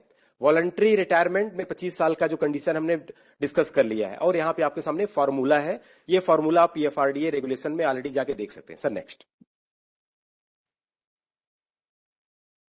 अब एडमिसिबल पे आउट का फॉर्मूला यहां पे है, कैसे कैलकुलेट होगा? इसके लिए यूपीएस रेगुलेशन में बहुत ही सरल ढंग से आपको इलिस्ट्रेशन एग्जांपल दिए गए हैं। आप लोगों से रिक्वेस्ट है, आप एक बार उस एग्जांपल के थ्रू जरूर अपना जो भी एजम्पशन अगर देख लेंगे आप, तो आपको एक्चुअली समझ में आ जाएगा कि आपके लिए क्या बेटर है, एनपीएस बेटर है, यूपीएस बेटर है, आप किसमें आप ऑप्ट करना चाहते हैं, नहीं चाहते हैं। आपके डिसीजन के लिए बहुत ही इजीनेस हो जाएगी उसमें। लमसम पेमेंट की बात ऑलरेडी हमने कर ली है, फाइनल विड्रॉल की भी बात कर ली है। नेक्स्ट, मंथली टॉपअप का भी यहां पे आपको फॉर्मूला दिख जाएगा कि एडमिसिबल पे आउट और उस पर डीआर को जोड़ दिया जाएगा, और रिप्रेजेंटेटिव एन्युटी अमाउंट, एक रिप्रेजेंटेटिव एन्युटी बनाई गई है, जिसको क्योंकि हो सकता है कि as a NPS subscriber multiple type of annuity available है, आपने कौन सा एन्युटी लिया है, सबको कैसे मैनेज किया जाएगा, उसको मैनेज करने के लिए एक रिप्रेजेंटेटिव एन्युटी निकाला गया है। अगर आप रेगुलेशन देखेंगे, उसके रेट्स भी ऑलरेडी पब्लिश्ड है। सो उसको माइनस किया जाएगा जो एडमिसिबल पे आउट था, जो मैंने एग्जांपल लिया था आपके सामने 50,000 और 42,000 का, तो यहां पे टॉपअप 8,000 का निकलेगा। फैमिली पे आउट की क्या बात है, वो 60% मिलेगा, सब्सक्राइबर को जो अमाउंट मिल रहा था उसका 60%, और डीआर उसके ऊपर मिल रहा है। Next, partial withdrawal NPS, national pension system में जो पार्शियल विड्रॉल अवेलेबल थे, वही same partial withdrawal same conditions के साथ अवेलेबल है। बस यहां पे एक समझने वाली बात यह है कि अगर आप एनपीएस के सब्सक्राइबर हैं और यूपीएस में आ रहे हैं, और पहले आपने 2 बार पार्शियल विड्रॉल कर लिया है, तो आपको कितने टाइम आपको अवेलेबल है? Only 1 time. So sum total of all partial withdrawal, चाहे वो एनपीएस में आपने किया या यूपीएस में किया, 3 बार से ज्यादा नहीं हो सकता। Sir next, payment of benefit submission of form. Sir 2 slide आगे बढ़ा दें, उसमें हमने एक टेबल बनाया, इजीली समझ में आ जाएगा। इसके बाद अभी हम देखते हैं। देखिए, ये पर्टिकुलर स्लाइड बात कर रही है जो लोग सुपरएनुएट हो गए हैं 31 मार्च 2025 के पहले। सो B2 फॉर्म सब्सक्राइबर भरेंगे, B4 फॉर्म स्पाउस ऑफ दो सब्सक्राइबर, ऐसे सब्सक्राइबर के स्पाउस को उस फॉर्म को भरना है जिन्होंने ऑलरेडी एनपीएस के अंतर्गत बेनिफिट ले लिया था। और B6 फॉर्म उनके लिए है, ऐसे स्पाउस के लिए है जिनके हस्बैंड या वाइफ जो भी स्पाउस थे, उन्होंने कोई भी यूपीएस बेनिफिट नहीं लिया था, और उनको सारे बेनिफिट अगर आप देखेंगे उस पर्टिकुलर कॉलम में, तो आप देख पाएंगे कि सारे बेनिफिट उस केस में B6 में अवेलेबल है, अदर देन फाइनल विड्रॉल, क्योंकि लमसम विड्रॉल 60% तो ऑलरेडी एनपीएस में सेटल हो गया था। नेक्स्ट, अभी ये जो स्लाइड थी वो बात कर रही थी पास्ट रिटायरीज के लिए। पास्ट रिटायरीज मतलब जो लोग 31 मार्च 2025 तक रिटायर्ड हो गए। अब हम बात करेंगे 1 अप्रैल 2025 के बाद रिटायर्ड होने वाले सब्सक्राइबर। उस केस में सब्सक्राइबर B1 फॉर्म भरेंगे, सारे बेनिफिट्स आप देख सकते हैं अवेलेबल है जो हमने डिस्कस किया। In case of disease subscriber की डेथ हो गई, अनफॉर्चुनेट डेथ हो गई, तो B3 फॉर्म है वो ऐसे स्पाउस भरेंगे जहां पे ऑलरेडी बेनिफिट अवेल किया गया है, and B5 is for them जहां पे बेनिफिट उनके हस्बैंड या वाइफ जो भी स्पाउस थे, जिन डिसीज सब्सक्राइबर थे, उन केस में ये भरा जाएगा। सर नेक्स्ट,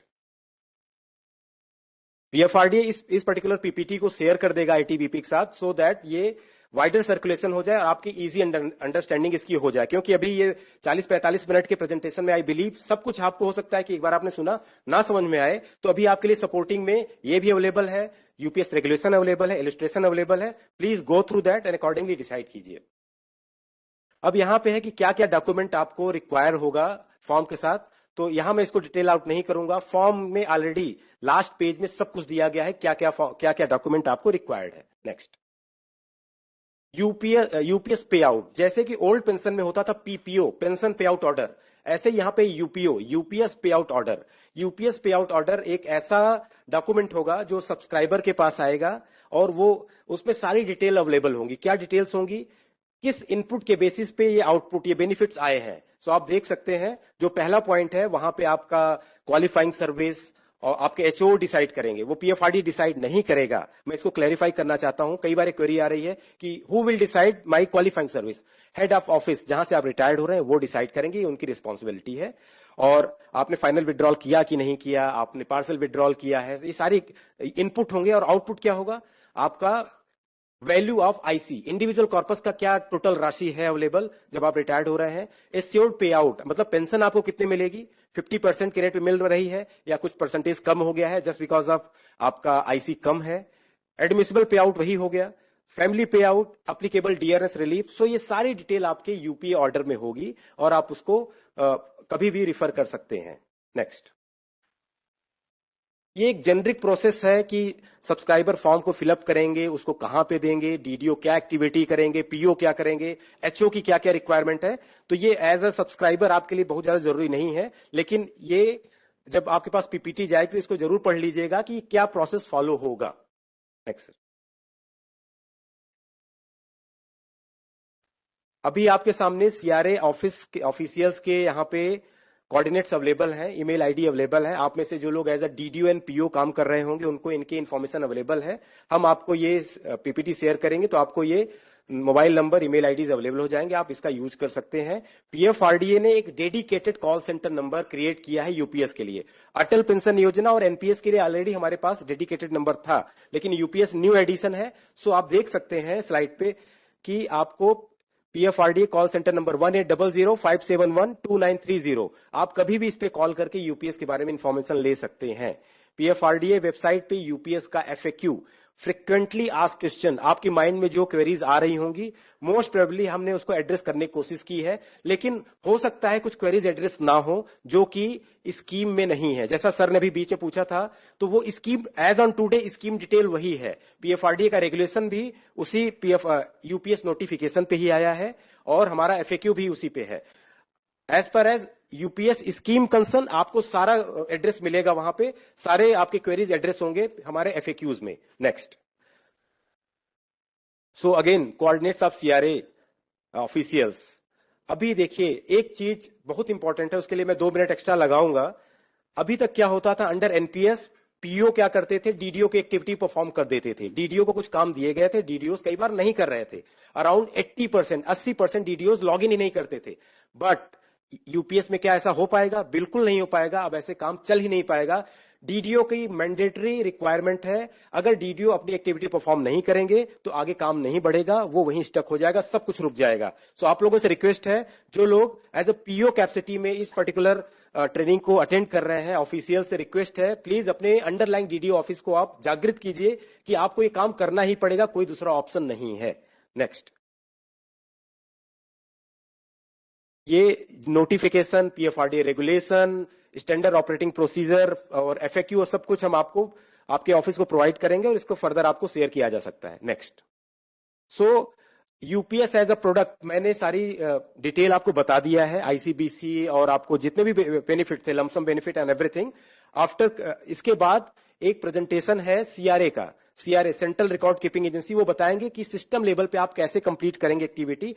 और टाइम की कमी के कारण हो सकता है बहुत डिटेल आउट ना हो पाए, लेकिन ये आपको पीपीटी शेयर किया जाएगा। आपके पास already mobile number, email ID CRA official के पहुंच गए हैं, पहले से भी होंगे। प्लीज उसका यूटिलाइजेशन कीजिए और आप अपने इंप्लीमेंटेशन को स्मूथली कीजिए। Thank you very much. Please आइए।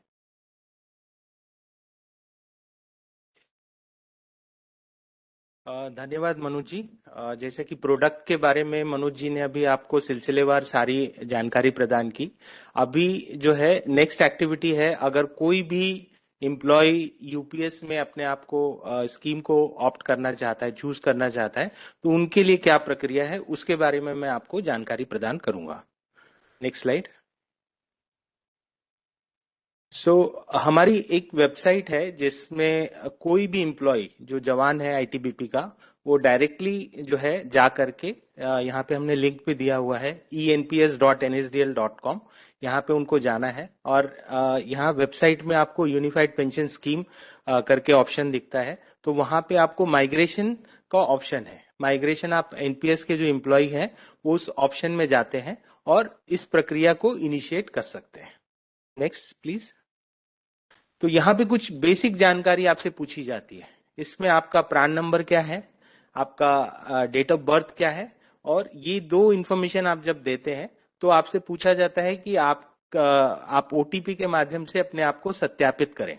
तो यहाँ पे आपको मोबाइल नंबर या ईमेल आईडी जो भी आपका रजिस्टर्ड है, कोई भी एक ऑप्शन आप टिक करके यहाँ पे जो कैप्चा दिया हुआ है उसको आप उसमें ऐड करके सबमिट करेंगे। तो आपके रजिस्टर्ड, अगर आपने मोबाइल नंबर चूज किया है तो आपके मोबाइल पर वन टाइम पासवर्ड आता है, वो पासवर्ड आपको यहाँ पे सबमिट करना है। सबमिट करते ही आपका जो है सत्यापन हो जाता है कि आप जो है रजिस्टर्ड एम्प्लॉय हैं एनपीएस के और आपने ये प्रक्रिया स्टार्ट की है यूनिफाइड पेंशन में माइग्रेशन के लिए। इसके बाद आता है आप एक डिक्लेरेशन देते हैं, एक विज्ञापन देते हैं कि आप जो है यूपीएस के बारे में जो भी संबंधित जानकारी है उसके बारे में आपको पता है और आप अपने नॉलेज के हिसाब से माइग्रेशन का रिक्वेस्ट कंसेंट दे रहे हैं। तो जिस तरह से आप फिजिकल साइन करते हैं उसी तरह से ये डिजिटल सिग्नेचर है जो आधार बेस्ड ई साइन होता है, जहां पे आधार में जो मोबाइल नंबर आपका रजिस्टर्ड होता है वो आपको उसके ऊपर एक ओटीपी आता है, यहाँ पे वर्चुअल आईडी बोलते हैं जिसको वीआईडी या आधार नंबर आपको कैप्चर करना होता है। और जैसे ही आप सबमिट करते हैं आपके रजिस्टर्ड नंबर पे एक ओटीपी आता है, ओटीपी सबमिट करेंगे तो आपका जो है यहाँ पे एक सिस्टम में एक्नॉलेजमेंट आ जाता है। बेसिकली ये आपको एक विज्ञप्ति देता है कि आपने जो रिक्वेस्ट सिस्टम में माइग्रेशन के लिए इनिशिएट किया है वो सिस्टम में आपकी कैप्चर्ड हो गई है। नेक्स्ट। इसके बाद आती है ऑफलाइन प्रक्रिया कि अगर मान लीजिए कोई एम्प्लॉय जो जवान है अगर ऑनलाइन रिक्वेस्ट नहीं इनिशिएट कर सकते तो उनको क्या करना है। इसके लिए A2 फॉर्म जो है पीएफआईडी रेगुलेशंस में दिए हुए हैं, फॉर्म नोटिफाई किए हुए हैं। ये फिजिकल फॉर्म उनको फिलअप करना है। बेसिकली यहाँ पे उनका डिक्लेरेशन है, इसमें जो जानकारी है वो डीडीओ है उनको फिलअप करना है, उनकी कमेंसमेंट ऑफ सर्विस क्या है, उनका इंक्रीमेंट वगैरह क्या है, ये सारी चीजें यहाँ पे इंफॉर्मेशन सर्विस बुक से मैच करके सारी इंफॉर्मेशन कैप्चर होती है। कैप्चर करने के बाद डीडीओ इसको सिस्टम में कैप्चर करते हैं। दूसरा, जो लोग एनपीएस में न्यू रिक्रूटमेंट है, जो 1 अप्रैल 2025 के बाद जिनकी ज्वाइनिंग हुई है, उनको अगर डायरेक्टली वो एनपीएस के बजाय unified pension scheme option choose करते हैं तो उनको अपना रजिस्ट्रेशन किस प्रकार से करना है उसकी जानकारी आपको मैं दूंगा। इसमें सेम वही पोर्टल है enps.nsdl.com, इसके ऊपर आपको यूनिफाइड पेंशन स्कीम के अंतर्गत जाना है। यहाँ पे रजिस्ट्रेशन के लिए आपको लिंक दिया हुआ है। रजिस्ट्रेशन में आप जब जाते हैं तो यहाँ पे आपको गवर्नमेंट एम्प्लॉय फॉर यूपीएस करके ऑप्शन दिखता है। यहाँ पे आपसे ये 4 पॉइंट आपसे पूछे जाते हैं, आपका डेट ऑफ बर्थ क्या है, पैन नंबर क्या है, मोबाइल नंबर, ईमेल आईडी, ये सारी जानकारी देते हैं और सिस्टम आपको ऑथेंटिकेट करता है। आपको अलग अलग ओटीपी जाता है मोबाइल के ऊपर, ईमेल आईडी के ऊपर, जिससे आपका ये सत्यापित होता है कि आपका मोबाइल और ईमेल आईडी एक्टिव है। और इसके बाद ये आधार के थ्रू रजिस्ट्रेशन की प्रक्रिया है। यहाँ पे आधार से ऑटोमेटिकली डेटा फेच करता है, तो जैसे उनके फोटोग्राफ, नाम, एड्रेस, डेट ऑफ बर्थ, ये सिस्टम ऑटोमेटिकली आपको दिखा देता है। उसके बाद आपको यहाँ पे जो दूसरी जानकारी है वो सिलेक्ट करनी है। और स्कीम, जैसे कि मैंने आपको बताया, यहाँ पे स्कीम के अंतर्गत इंफॉर्मेशन है, बैंक डिटेल्स आपको प्रोवाइड करना होता है। तो बैंक डिटेल्स जो आप देते हैं वहां पे उनका आईएफएससी कोड क्या है, ये सारी जानकारी देनी है। इसके अलावा एक फटका डिक्लेरेशन होता है। ये बेसिकली क्या है कि इंडिया और यूएस गवर्नमेंट के बीच में ट्रीटी है कि अगर कोई भी जो एनआरआई है अगर उनका अकाउंट है तो यहाँ पे जानकारी, उनको अपना टैक्स आइडेंटिफिकेशन नंबर है, जो पैन नंबर देना है, नेशनैलिटी, कंट्री क्या है, स्टेट क्या है, ये इंफॉर्मेशन सबमिट करना है। नेक्स्ट। जैसे मैंडेटरी जानकारी है, उनके संबंधित प्लेस ऑफ बर्थ, कंट्री, ये सारी जानकारी देनी है। जो लोग नए रिक्रूट हैं उनको जो अपॉइंटमेंट लेटर मिली है उसकी कॉपी अपलोड करनी है और उनको आगे सबमिट करना है। सबमिट करने के बाद नेक्स्ट स्लाइड प्लीज। यहाँ पे अगेन जो ये फॉर्म है इसको आप डिजिटली एज एन जवान आप डिजिटली इसको साइन करते हैं आधार के माध्यम से। तो इसमें बहुत जरूरी है कि आपके आधार में मोबाइल नंबर रजिस्टर्ड होना चाहिए, जिससे कि आपके रजिस्टर्ड नंबर पे ओटीपी जा सके और वो ओटीपी सबमिट करने के बाद आपकी डिटेल वेरीफाई हो जाती है और ये इनिशिएशन प्रोसेस कंप्लीट हो जाता है। इसके बाद की जो जानकारी है वो आपके नोडल ऑफिस हैंडल करते हैं। बेसिकली ये रिक्वेस्ट एम्प्लॉय से निकल करके जो आपके डीडीओ हैं उनके पास आ जाती है। डीडीओ फिर अपने लॉगिन के माध्यम से उस इंफॉर्मेशन को अप्रूव करते हैं। फिर ये जानकारी जो है पे एन अकाउंट ऑफिस के पास जाती है और उनके अप्रूवल के बाद जो है उनका प्राण सिस्टम में एक्टिव हो जाता है। इसी के संग मैं अपना प्रेजेंटेशन समाप्त करता हूं। आगे की जो प्रक्रिया है बेसिकली नोडल ऑफिस के लिए है। तो यहाँ पर जो जानकारी दी गई है वो सब्सक्राइबर के पॉइंट ऑफ व्यू से हमने बताने का प्रयास किया है। धन्यवाद। इससे पहले कि क्वेश्चन आंसर सेशन में जाएं, फील्ड से ग्राउंड से हमारे लोग फुल स्क्रीन कर दीजिए। चूंकि हम लोग आईटीबीपी में एक ही जगह से सीआरओ से डील करते हैं सारी चीजों को, तो कुछ बेसिक क्वेश्चन है और मैं चाहूंगा कि जवाब बहुत अच्छे ढंग से हिंदी में आए ताकि जो दूर दराज के लोग हैं उसको समझ में आए। मेरे कुछ मुख्य प्रश्न है सीआरओ की तरफ से, उसका आंसर चाहिए। जिससे पहले एक चीज अभी क्लियर हो गई कि आज के तारीख में डेथ केस में और बोर्ड आउट के केस में क्या मिलेगा यूपीएस में ये स्पष्ट नहीं है, जबकि एनपीएस में ये स्पष्ट है कि पुरानी पेंशन में जाएंगे। दूसरा ये था कि कर्मी इसको खुद भरेगा, जैसे आपने कहा कोई नई रिक्रूट आएगा वो खुद भरेगा या ऑफिस के माध्यम से इसको भरा जाएगा? क्योंकि हमारे यहाँ जो सिस्टम है हर जगह पे जैसे कोई नया रिक्रूट आता है हमारी टीम जाती है, उससे सारे फॉर्म एनपीएस के फिल कराती है, फिल करा करके फिर हमारे पास आता है। फिर ये पीओ के भी रिप्रेजेंटेटिव जो करते हैं वो बैठे हैं हमारे साथ, फिर प्राइम जनरेट होता है और उसके बाद हम सैलरी का प्रोसेस शुरू करते हैं। इस केस में अगर नया रिक्रूट अगर कोई आएगा और उसको ऑप्ट करना है तो क्या वो सारा कुछ खुद लॉगिन करके करेगा या ऑफिस का कोई रोल होगा? माइक। यहाँ पे जो प्रक्रिया है दो तरीके से हमने ऑप्शन दिया हुआ है। एक एम्प्लॉय अगर खुद से कन्वर्सेंट है ऑनलाइन कर सकता है तो ऑनलाइन रिक्वेस्ट इनिशिएट कर ले। अगर ऑनलाइन नहीं कर सकते हैं तो यहाँ पे A1 फॉर्म है जो फिलअप करके डीडीओ के माध्यम से इसको प्रोसेस किया जा सकता है। इसमें वो ओटीपी वगैरह वो आधार की डिटेल उस पे जो आपने बोला कि फोन पे उसका ओटीपी जाएगा वो इसमें नहीं होगा। डिटेल्स जो है वैलिडेशंस के लिए तो उसमें जहां पे इंडिविजुअल का इंटरफेस होगा उसमें इंडिविजुअल के पास तो जाएगा ही जाएगा। एक्चुअली इन केस फिजिकल माइक फिजिकल के केस में कोई भी ओटीपी नहीं आएगा, लेकिन अगर कोई ईएनपीएस के थ्रू करता है, ईएनपीएस जो चैनल ऑनलाइन चैनल है वहां सब कुछ होगा। वो एक क्वेश्चन और है, जैसे एक महीने या 3 महीने की सीमा है, अब वो 1 महीने 3 महीने की सीमा ऑनलाइन भरने तक है या कर्मी मान लो 1 अप्रैल को ज्वाइन करता है 30 अप्रैल तक उसको करना है, तो क्या उसमें सिग्नेचर वो चाहे 5 मई को कर रहा है लेकिन 30 अप्रैल के पहले का कर रहा है वो वैलिड है या नहीं है? ये मैं जानना चाहता हूं, क्योंकि हमारे यहाँ दूर दराज लोग हैं, ऐसी संभावना है कि उस तक नहीं पहुंच पाए। सर जो टाइम लाइन है, सब्सक्राइबर अगर 1 अप्रैल को ज्वाइन कर रहा है तो 30 अप्रैल तक उसको अपने लेवल पे एक्टिविटी कंप्लीट कर देनी है। उसके बाद हो सकता है उनके ऑफिस में कंप्लीट हो प्राण जनरेट होना। इसी केस में कह रहे हैं प्राण इज मैंडेटरी।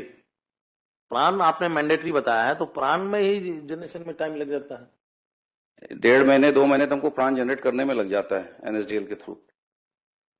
सो उसको ऑप्शन अगर उसने अप्लाई कर दिया, उसने ऑप्शन ले लिया, प्राण जनरेशन में हो सकता है डेफिनेटली टाइम पहले एनपीएस में भी लग रहा था, हो सकता है यूपीएस में कहीं कुछ इशू ऐसा चैलेंज आ सकता हो, लेकिन सब्सक्राइबर ने अगर फॉर्म भर दिया है ऑनलाइन, इसका मतलब उसने ऑप्शन ले लिया, यूपीएस का ऑप्शन ले लिया है। प्राण इज रिक्वायर्ड इन दैट, उसमें प्राण की जरूरत है। नहीं, अगर सर अगर नया है सब्सक्राइबर, उसमें भी बताया कि आपने जरूरत है उसमें। सर वो माइग्रेशन के लिए है। 2 चीजें थी उसमें, एक माइग्रेशन था पहले जो उन्होंने बताया, उसके बाद फॉर्म दिखाया था एक A1 फॉर्म, वो उन लोगों के लिए जो नए ज्वाइन कर रहे हैं। न्यू रिक्रूट में भी मेरे ख्याल से प्राण रिक्वायर्ड। सर जब तक आप फॉर्म नहीं भरोगे प्राण कहाँ से आएगा? सर वो फॉर्म तो आप इसीलिए भर रहे हो ना कि प्राण आए। नितिन जी वो सही कह रहे हैं, वो प्राण नहीं है, वो पैन नंबर है, परमानेंट अकाउंट नंबर है। अच्छा पैन नंबर। हाँ, तीसरी चीज जो 10 साल के क्वालिफाइंग सर्विस के बाद आपने की कि लोग जा सकते हैं, अभी अगर हम देखें तो 2004 1 जनवरी के बाद 25 साल की नौकरी अगर देखें तो 25 साल किसी की पूरी नहीं हुई है। जो आपने एक विड्रॉल या ऑप्शन का फॉर्म रखा जाने का, तो वही लोग जाएंगे अभी जिसकी 10 साल की क्वालिफाइंग की सर्विस हो गई है। तो जिसकी 10 साल की क्वालिफाइंग सर्विस हो गई है उसका पेंशन कब स्टार्ट होगा, 60 साल के होने के बाद या बीच में? सर इसमें थोड़ा इसमें क्लैरिटी ये है कि 10 साल की सर्विस जो कंडीशन है वो इन केस ऑफ सुपरएनुएशन है, वो वॉलंटरी रिटायरमेंट के केस में नहीं है वो कंडीशन। अगर वो सुपरएनुएट करते हैं, मतलब जो उनकी सुपरएनुएटेशन की एज है और 10 साल होते हैं, तब उनको ये पेंशन। उदाहरण के लिए हमारे यहाँ जैसे होता है कि एक्स आर्मी के लोग आते हैं, तो आर्मी में नौकरी कर ली मान लो 45 साल तक की, 15 साल या 10 साल यहाँ नौकरी की, तब उनको इस कंडीशन में मिलेगा। हाँ, मतलब मिलेगा। जो आदमी आईटीबीपी में ही भर्ती हुआ है उसके लिए 10 साल वाली सुविधा नहीं है। सिंपल है कि सुपरएनुएशन का एज उन्होंने फुलफिल कर लिया कंडीशन और 10 साल की हो रही है, तब वो कंडीशन। मतलब इसका मतलब ये है कि जब तक आदमी सुपरएनुएशन के एज में नहीं आएगा तब तक उसकी पेंशन स्टार्ट नहीं होगी, चाहे वो 10 साल के बाद जाए चाहे वो 25 साल के बाद जाए। ठीक है, क्वेश्चन आंसर लीजिए फील्ड से। अभी एक सार्थक चर्चा चल रही थी, परिचर्चा, लेकिन साथ ही जो फील्ड फॉर्मेशन से हमारे साथ सारे हिमवीर जुड़े हुए हैं, देश भर से 20 से 25 लाख हमारा अनुमान है कि लोग वंदे गुजरात से हमारे देख रहे हैं, वेबएक्स के माध्यम से हमसे जुड़े हुए हैं। तो फोन नंबर में एक बार रिपीट कर रहा हूं, जिनका भी प्रश्न है वो पूछेंगे, और वेबएक्स से जो जुड़े हुए हैं वो अपना हाथ उठाएंगे तो अनम्यूट किया जाएगा। फोन नंबर 011-243-69484, ये फोन नंबर है। और जो वेबएक्स से जुड़े हुए हैं तो वे जब अपना हाथ जहां से उठेगा तो हम लोग उनको अनम्यूट करेंगे और वहां से वे अपना प्रश्न कर सकेंगे, और समुचित उत्तर यहाँ जो एक्सपर्ट्स हैं हमारे साथ, चाहे प्रोसेस से जुड़े हुए हों, उसकी टेक्निकलिटीज से हैं, तो उसका उत्तर देंगे। आपका स्वागत है। अभी हाथ खड़े कर सकते हैं कोई भी अगर वेबएक्स से जुड़े हुए हैं तो।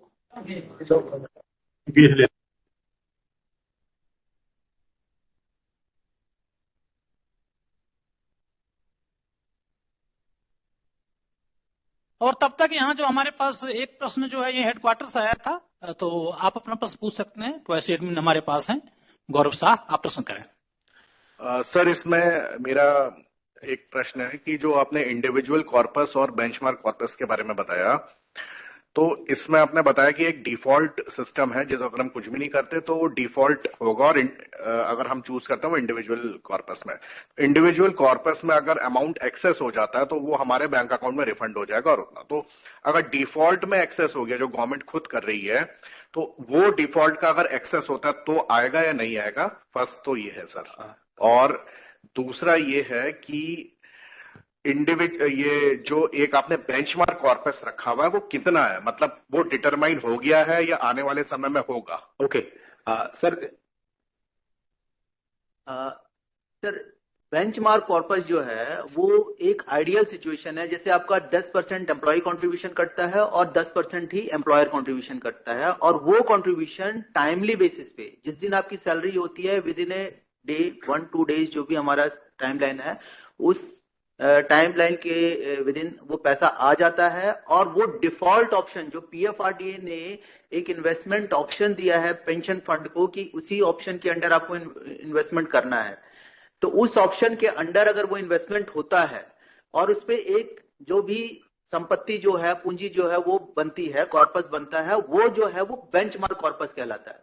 तो बेंचमार्क कॉर्पस सिंपल टर्म है, जो भी एम्प्लॉयर कंट्रीब्यूशन आया, डिफॉल्ट ऑप्शन में इन्वेस्टमेंट हुआ, उसकी एक पूंजी बन गई, वो डिफॉल्ट ऑप्शन। उसमें ज्यादा और कम का कॉन्सेप्ट नहीं होता, वो तो आइडियल सिचुएशन है, वही बेंचमार्क है। अब बेंचमार्क जो बन गया उससे हम कंपेयर करेंगे क्या जो एक्चुअल है। अब एक्चुअल के केस में भी 10% एम्प्लॉय और 10% एम्प्लॉयर का आ रहा है, वो एक्चुअल आया, बट हो सकता है वो 10% टाइमली ना आया हो। आपका 2 तारीख को आ जाना था पैसा, आपका 15 तारीख को पैसा आया, जो उसमें जो रिटर्न जो जनरेट होना था 10 दिन का, वो रिटर्न जनरेट नहीं हुआ, वो एक कारण हो सकता है, या उस महीने में पैसा आया ही नहीं हो, दूसरा वो कारण हो सकता है। तीसरा ये कारण हो सकता है कि आपने इंडिविजुअल चॉइस ली हो, इंडिविजुअल चॉइस में अपना पेंशन फंड लिया हो, अपना ही आपने किस इन्वेस्टमेंट चॉइस से आपका इन्वेस्टमेंट होगा वो लिया हो, तो आपने जो इन्वेस्टमेंट चॉइस ली है वो आपको बेटर रिटर्न भी, बेंचमार्क का रिटर्न से अच्छा रिटर्न दिया हो आपको, वो भी हो सकता है या कम भी हो सकता है, दोनों चीजें हो सकती है। या आपने पार्शियल विड्रॉल निकाला हो, पार्शियल विड्रॉल किया हो, या आपने 60% at the time of superannuation निकाला हो। तो ये सब परम्यूटेशन एंड कॉम्बिनेशन की वजह से आपका जो बेंचमार्क जो कॉर्पस था उससे आईसी जो होता है इंडिविजुअल कॉर्पस कम या ज्यादा हो सकता है। आपके पास एक वॉलंटरी कॉन्ट्रीब्यूशन का भी ऑप्शन है, आप चाहें तो वॉलंटरी कॉन्ट्रीब्यूट करें तो इसकी वजह से भी आपका आईसी ज्यादा हो सकता है। तो बीसीए के बराबर आपका जो आप पैसा बनता है और वो पैसा आप पूल कॉर्पस में ट्रांसफर कर देते हैं, तब तो आपको जो डिफाइंड है 50% बेसिक का 12 मंथ्स का वो मिलेगा। या आपका कम होता है तो आप जितना डिफरेंस होता है वो रिकूप कर देते हैं, तब भी वो मिलेगा। अगर आपका ज्यादा होता है आईसी बीसी से, तो उस केस में एक्सेस अमाउंट जो है आपको दे दिया जाएगा, बीसी के बराबर ही आईसी रख के आपको पेंशन जो है पे आउट वो मिलेगा। तो ये क्लैरिटी है। अच्छा सर, इसका मतलब ये हुआ कि जो अगर हम डिफॉल्ट पैटर्न में जाते हैं सपोज, तो डिफॉल्ट पैटर्न में बिल्कुल भी चांसेस नहीं है कि हमारा एश्योर्ड पे आउट कम होगा। इंडिविजुअल कॉर्पस में कम या ज्यादा हो सकता है, लेकिन जो अगर डिफॉल्ट ऑप्शन में हम जाते हैं तो हमें एश्योर्ड पे आउट मिलेगा ही मिलेगा, उसमें कोई शॉर्टफॉल नहीं होगी। यू मीन टू से सर? लेकिन एक कंडीशन तो आप फुलफिल कर रहे हैं कि डिफॉल्ट का जो इन्वेस्टमेंट चॉइस आपने लिया वो उसकी वजह से आपका शॉर्टफॉल नहीं होगा। हाँ। लेकिन आपका डिलेड अब पैसा आ रहा है, आपका पैसा 1 या 2 तारीख को आना था, आपका पैसा जो है 20 तारीख को आ रहा है। ये रीजन हो सकता है। आपने पार्शियल विड्रॉल निकाला है, क्योंकि ये 10% पार्शियल विड्रॉल नहीं उसको कंसिडर करता है। तो ये सब चीज, कोई भी विड्रॉल आपका, चाहे पार्शियल विड्रॉल या फाइनल विड्रॉल आपने निकाला है, तो आईसी कम हो जाएगा आपको। तो आइडियल कंडीशन यही है, जो भी पैसा 10 आना था वो पूरा पैसा डिफॉल्ट इन्वेस्टमेंट हो, टाइमली हो, और वो eight the time of superannuation वो पैसा ट्रांसफर हो जाए पूल कॉर्पस में, तब आपको। हमारे पास समयाभाव है तो हम थोड़ा सा साथ ही करते हैं। SHQ take headquarter 53rd battalion से है, उनके प्रश्न को लिया जाए। अनम्यूट किया गया है उनको, तो वहां से प्रश्न लेते हैं। जैन सर, दल संख्या 0470102222, उप निरीक्षक दूरसंचार राजेश गौतम। सर मेरा इसमें 2 डाउट है। एक आईसी और बीसी में सर ये है कि 10+10 आपने बोला 10+10 और एडिशनल 8.5, ये 10+10 आईसी में जमा होगा और 8.5 बीसी में जमा होगा, या 10+18 आईसी में जमा होगा और बीसी में? टोटल सर आईसी और बीसी कॉर्पस का निर्धारण कैसे होगा, ये जानना चाहता हूं सर। दूसरा सर 1/10 एवरी 6 मंथ जो हमें आप देना चाहते हैं, तो वो कौन से कॉर्पस से आप हमें देंगे? और सर जो डीआर मिलेगा लास्ट पे आउट पे, तो डीआर किस कॉर्पस पे मिलेगा सर? इसको थोड़ा सा डिफाइन करने की कृपा करें सर। धन्यवाद सर। सर इसमें जो 10+10 जो एम्प्लॉयर कॉन्ट्रीब्यूशन है, जो एक्चुअल वे में आएगा वो आईसी में रहेगा। 10+10 की बात हो। बीसी जो है वो रियल सिचुएशन नहीं है, बीसी रियल सिचुएशन नहीं है। ये बेंचमार्क एक हाइपोथेटिकल सिचुएशन है, जो कि एक आइडियल कंडीशन में होता ऐसा तो उसका एक मिरर अकाउंट बनेगा। वो एक पैसा कुछ कोई फंड का एक अकाउंटिंग सिस्टम नहीं है, एक्चुअल अकाउंटिंग कुछ नहीं हो रही है। वो एक हाइपोथेटिकल या आइडियल कंडीशन की एक अकाउंटिंग हो रही है कि आपका पैसा 10% आता, टाइमली आता, और एक डिफॉल्ट ऑप्शन में इन्वेस्टमेंट होता, तो उसका एक मिरर अकाउंट बनाएंगे। एक्चुअल अकाउंट तो आपका इंडिविजुअल कॉर्पस है जिसमें कि 10 और 10 आएगा। तो ये क्लैरिटी हो गई, बीसी कोई रियल सिचुएशन नहीं है, IC is the real situation. दूसरी बात आती है कि 8.5% कहां जाएगा। 8.5% जो है सेपरेट एक पूल अकाउंट सेंट्रल गवर्नमेंट का बनेगा, उसमें सारा पैसा जाएगा, और ये पैसा जो सेंट्रल गवर्नमेंट डायरेक्टली उस पूल अकाउंट में डालेंगे। उसमें ये नहीं है कि आपके पेरोल सिस्टम से कोई डिडक्शन होगा और या एम्प्लॉयर कंट्रीब्यूशन का होगा। ये फोन पे कोई क्वेश्चन है? फोन पे क्वेश्चन लीजिए। Hello hello hello hello hello next question फिर से। फील्ड के दूसरे फॉर्मेशन हम देखते हैं, बड़े स्क्रीन पर लीजिए। एकेडमी से है तो एकेडमी से आप प्रश्न कर लें। Jain sir, inspector GD Hanuman Pathak, ITBP academy से। सर मेरा सिंपल क्वेश्चन ये है कि जैसे एनपीएस में अगर कोई कर्मी पूरी अपनी नौकरी करता है 60 साल की एज तक, तो एनपीएस में उसको लास्ट रिटायरमेंट के टाइम पे 60% विड्रॉल कर सकता है, 40% पे उसको पेंशन अमाउंट मिलता है।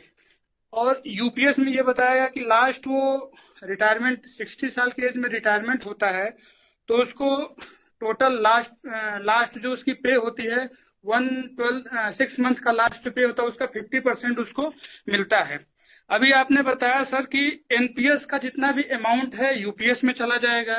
तो सिंपल मेरा क्वेश्चन ये है सर इसमें कि क्या यूपीएस का जो टोटल कार्पस होगा हमारा उसको क्या हम 60% या 50% विड्रॉल कर सकते हैं? अगर विड्रॉल कर सकते हैं तो हमारा एनपीएस जो हमारा पेंशन होगा, आपने जो बताया कि लास्ट 6 मंथ के 50% मिलेगा, वो हमको मिलता रहेगा विड्रॉल के बाद भी या नहीं मिलेगा? सर जैसा कि हमने अभी डिस्कस किया कि जो बेंचमार्क कॉर्पस होगा वो बेंचमार्क कॉर्पस अगर आप सरेंडर करते हैं टू पूल कॉर्पस, जो बेंचमार्क अमाउंट है वो पूल में जाता है, तभी आपको 50% ऑफ लास्ट 12 मंथ्स बेसिक का एवरेज का मिलेगा। उसमें अगर किसी भी कारण से विड्रॉल के कारण से, मतलब अगर पार्शियल विड्रॉल करते हैं या 50 या 60% फाइनल विड्रॉल करते हैं, उसकी वजह से आपका वो बेंचमार्क से कम हो जाता है आईसी, तो प्रोपोर्शनेटली रिड्यूस हो जाएगा आपका पे आउट। सर आपको 60% जो फाइनल विड्रॉल की अपॉर्चुनिटी होगी, लेकिन अगर वो आपका बेसिक जो आपका बीसी से कम आईसी कम हो गया तब आपको प्रोपोर्शनेटली कम पेंशन अमाउंट मिलेगा। एग्जैक्टली 50% फिर नहीं मिलेगा। अगर आपका बिकॉज आपने 60% विड्रॉ कर लिया है, ये अपॉर्चुनिटी आपके पास होगी, लेकिन वो पैसा आपका जो पेंशन है कम मिलेगा। मतलब सर आप एक सिंपल वे में कहने का मतलब ये है कि अगर आप यूपीएस में जाते हैं तो अगर आप विड्रॉल नहीं करते हैं, टोटल अमाउंट का विड्रॉल नहीं करते हैं, तब आपको 50% का पेंशन जो आधा पे का जो 50% पेंशन मिलेगा तब मिलेगा। अगर आप विड्रॉल कर लेते हैं तो फिर वो चेंज हो सकता है। यस बिल्कुल राइट सर, थैंक यू। ये जो दूर बैठे हैं जिसके पास ये सुविधा नहीं है, टेलीफोन पे क्वेश्चन पूछ सकते हैं। इसी बीच फटाफट क्वेश्चन लीजिए जो इस पे। हाँ, अभी किसी और फॉर्मेशन से जो प्रश्न है वो दे सकते हैं। अभी नॉर्दर्न फ्रंटियर से आप प्रश्न करें।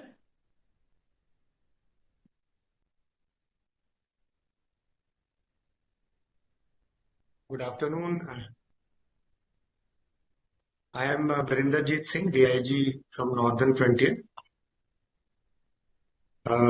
My question is, am I audible? Sir आपकी आवाज आ रही है सर। सर हमारा क्वेश्चन ये है कि आपने अशोर्ड पे आउट में दो कंडीशंस लगाई हैं। एक तो इंडिविजुअल की तरफ से है कि वो पे आउट पहले से पैसे निकाल लेता है या कुछ भी टेम्पर करता है डिफॉल्ट ऑप्शन के साथ। दूसरी कंडीशन जो आप लगा रहे हैं वो है कि transmission of money to PFRDA या जो भी पेंशन फंड है वो ये इंडिविजुअल के हाथ में नहीं है। उसका जो सैलरी आ रहा है कुछ स्टेट्स में लेट आता है, कुछ बजट की प्रॉब्लम होती है और वो ट्रांसमिशन भी इंडिविजुअल के हाथ में नहीं है। तो इसके लिए इंडिविजुअल कॉर्पस के ऊपर जो बर्डन आता है उसके लिए इंडिविजुअल को जिम्मेदार ठहराना ये ठीक नहीं है। मुझे लगता है फ्यूचर में इसमें कोर्ट केसेस भी होंगे, तो इसको अभी से इसमें केटर करके इसका संबंधित जो स्टेट गवर्नमेंट या जो भी एजेंसी है इसका बर्डन उसको लेना मतलब मुझे लग रहा है नेचुरल जस्टिस में होगा, तभी आप इसको अशोर्ड पेंशन कह सकते हैं, क्योंकि इंडिविजुअल की तरफ से कोई गलती नहीं है, वो अपना कंट्रीब्यूशन टाइम पे डीडीओ की जिम्मेदारी है उसे ट्रांसमिट करे। तो इसके ऊपर क्लॉज में क्लैरिफिकेशन शुरू में हो जाएगा तो ये काफी बेनिफिशियल होगा। Thank you. फिर भी जो भी सर इसमें डेफिनेटली आपका सुझाव अच्छा सुझाव है, बट ये स्कीम के फीचर हैं। और दूसरा इसमें जो बेंचमार्क कॉर्पस का लिया गया है वो एक सफिशिएंट टाइम दिया गया है कि उस टाइम तक आ जाना चाहिए और डिसिप्लिन बिल्ड करने के लिए ये दिया गया है, सो दैट जो गवर्नमेंट है उनकी लायबिलिटी बहुत ज्यादा बढ़े नहीं। एक डिसिप्लिन हो, डीडीओ पीओ डिसिप्लिन वे में उसको पैसा टाइमली रेमिट करें, और इसलिए ये स्कीम में ये फीचर जोड़ा गया है। Thank you. Referral hospital question पूछिए। आपको अनम्यूट किया गया है।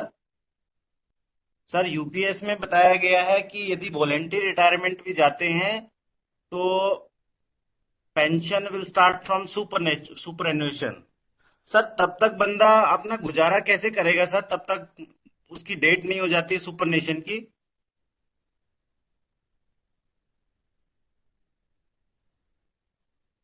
ऐसा भी कर सकते हैं, दोनों प्रश्न का उत्तर एक साथ हो जाए सर। ये प्रश्न ले लेते हैं, दोनों का उत्तर एक साथ मिल जाएगा। टेलीफोन पर भी एक प्रश्न है,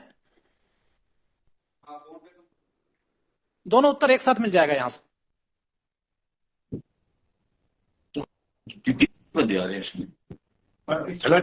क्वेश्चन अपना बताइए, थोड़ा जोर से बोलिए। हाँ हाँ, जल्दी क्वेश्चन पूछिए। सर क्वेश्चन ये है कि जैसे 25 इयर्स की सर्विस के बाद सपोज कोई इंडिविजुअल की एज है 40 इयर्स है, अब उसी इसकी जो पेंशन है वो 60 इयर्स के बाद शुरू होनी है, तो 40 इयर्स से 60 इयर्स के बीच में उसका कोई दैनिक कोई भत्ता कोई कुछ ऐसा कुछ है सर कि उसको मिलेगा, या अदरवाइज वो ऐसे ही सेल्फ के बेस करेगा? और नंबर 2 क्वेश्चन है सर कि अभी जैसे 25 इयर्स की सर्विस के बाद 60 इयर्स की सर्विस के वो है पेंशन सिस्टम है, कल को ये एज बढ़ती है, उस केस में क्या है सर? ठीक है, रिप्लाई जवाब। पहले प्रश्न इसी का टेलीफोन वाले का ले लेते हैं सर, बाद में फिर रेफरल का दोबारा हम ले लेंगे। सर जो पहला दूसरा क्वेश्चन लगभग सेम है, लेकिन देखिए अभी जो यूपीएस का स्कीम है वो यही है कि डीम डेट जो एक्चुअल डेट ऑफ सुपरएनुएशन है तब तक तभी सब्सक्राइबर को पेंशन मिलेगा, जबकि उसके पहले के अगर लमसम के लिए एलिजिबल होते हैं तो उन्हें मिल जाएगा। सेकेंड, अभी क्वेरी ये थी कि अगर 25 ईयर की सर्विसेज कंप्लीट हो जाती है तो उनको वेट करना पड़ता है for pension till as of superannuation. ये स्कीम ऐसा ही है। उसके पहले अगर उनको लमसम एंड ये सारी जो अलग बेनिफिट्स हैं वो उसको ले सकते हैं, लेकिन जो उनका पेंशन है वो अब 60 ईयर जो भी डेट ऑफ सुपरएनुएशन होगा, और फर्दर ये एज 60 ईयर नहीं है, डेट ऑफ सुपरएनुएशन है। जो अगर किसी भी सर्विस में 65 साल की सर्विस है, सुपरएनुएशन 65 साल में हो रहा है, तो डेफिनेटली वो 60 साल नहीं 65 साल ही है। अगर किसी का 58 ईयर की सुपरएनुएशन डेट है तो उसको 58 ईयर ही कंसीडर किया जाएगा। आप दूसरी फोटोग्राफ देख सकते हैं स्क्रीन पे, ये तकरीबन 15,000 की हाइट से लोग देख रहे हैं। तो हमारी इस प्रैक्टिकल समस्या को भी देखना होगा 3 महीने और 1 महीने वाली, कि लोग उस जगह से वापस नहीं लौट सकते 6 महीने या 4 महीने से पहले। Next question please. देखो मैंने स्क्रीन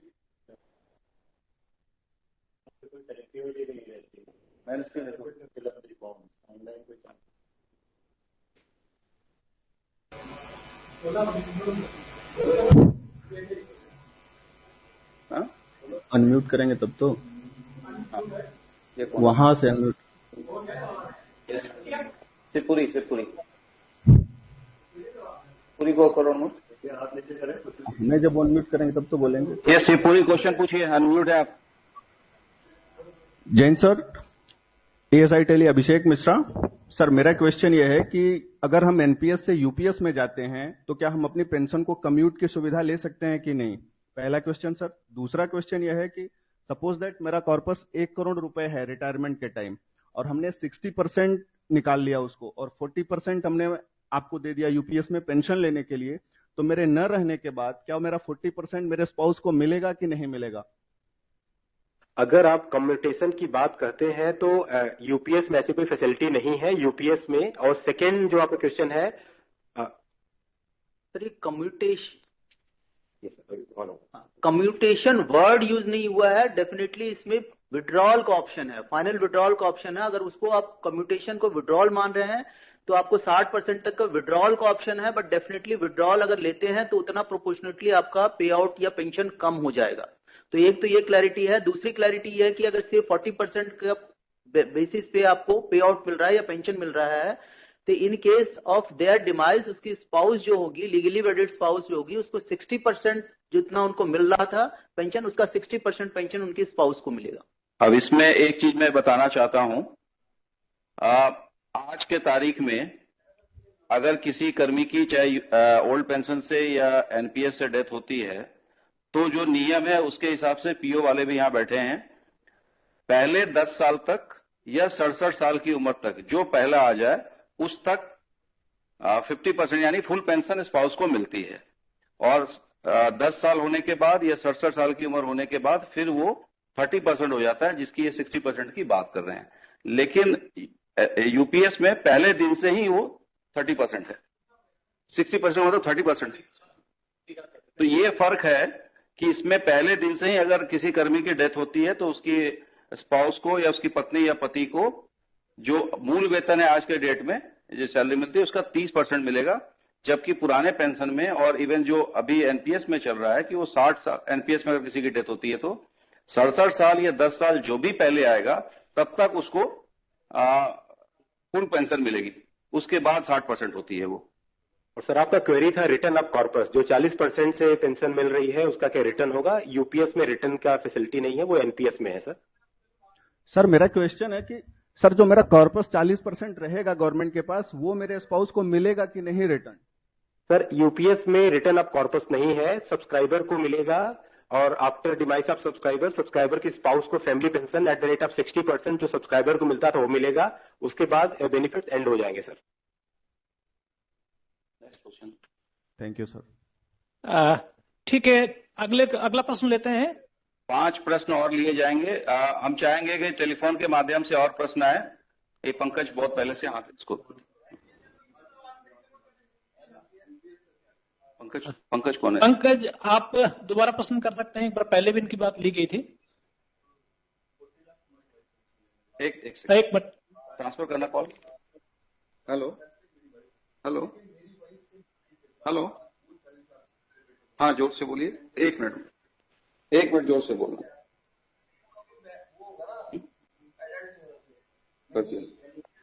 हाँ अब आप क्वेश्चन पूछिए, कहाँ से बोल रहे हैं?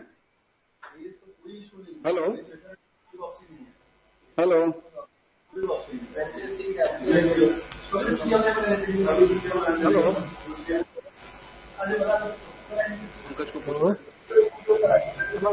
Hello Jain sir, good morning sir. मैं इंस्पेक्टर जी पंकज कुमार, सेक्टर हेडक्वार्टर मतदान से बोल रहा हूँ। प्रश्न करें आप। प्रश्न मेरा ये है सर, कोई अगर व्यक्ति किसी कारण 18 साल की नौकरी में चले जाता है, वो यूपीएस में है, तो उसको क्या मिलेगा? कुछ पैसा मिलेगा या तो कुछ जुड़ा रहेगा? ये है सर मेरा कि कोई व्यक्ति 13 साल नौकरी करता है और वो ऑटोनोमस बॉडी में चले जाता है टेक्निकल रेगुलेशन दे करके, उसका उस केस में क्या होगा?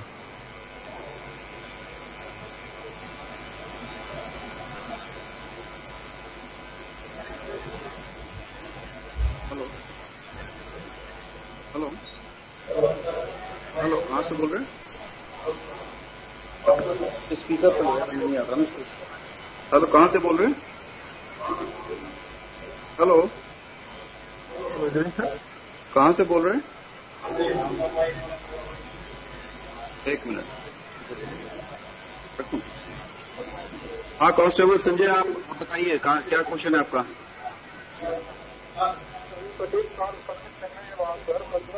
कैसे गुजारा भत्ता हो?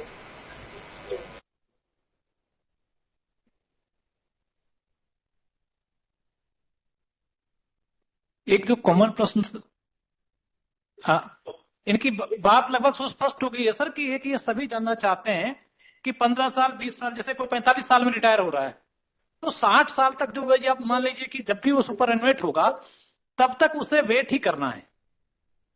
ये एक चीज जो है यूपीएस में, ये प्रश्न बहुत सारे लोगों के आ रहे हैं, इसको थोड़ा सा क्लियर करने की जरूरत है सर कि क्या कोई ऑप्शन है? 10 साल नौकरी करके रिटायर होगा तो अगले वो 20-25 साल तक सिर्फ वेट करेगा वो कि एक दिन मुझे मिले। पे आउट तो पेंशन वाला जो पार्ट है, पे आउट जिसको बोलते हैं, वो वाला तो उसमें 60% विड्रॉल कर सकते हैं और पेमेंट जो होता है लमसम पेमेंट जो 1/10 ऑफ एवरी 6 मंथ वो मिल पाए, वो मिल पाए जो है कि पहले का। और एक क्वेश्चन, वो आपको सिस्टम नहीं है। हेलो, ठंडा रहता है जब सुपर एलिवेट हो जाएगा तो अगर सुपर एलिवेशन की एज हो गई तो हेलो मिल रहा है, उसके बाद मिले, लेकिन उससे पहले पहले वाली जो ओल्ड पेंशन की। अच्छा, यहाँ बीओपी हेनलेस है, हेनलेस 37 बटालियन लेस एक प्रश्न है, तो आप उनका प्रश्न ले सकते हैं पहले, फिर हम लोग चर्चा जारी रखेंगे। 37 बटालियन आप प्रश्न करें।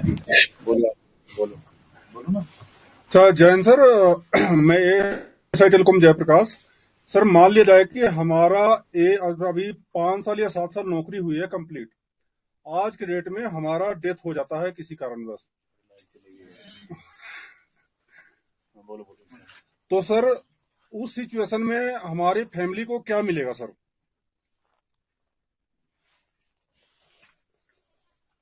क्लियर हुई सर? जी, आपकी बात यहाँ आ गई है।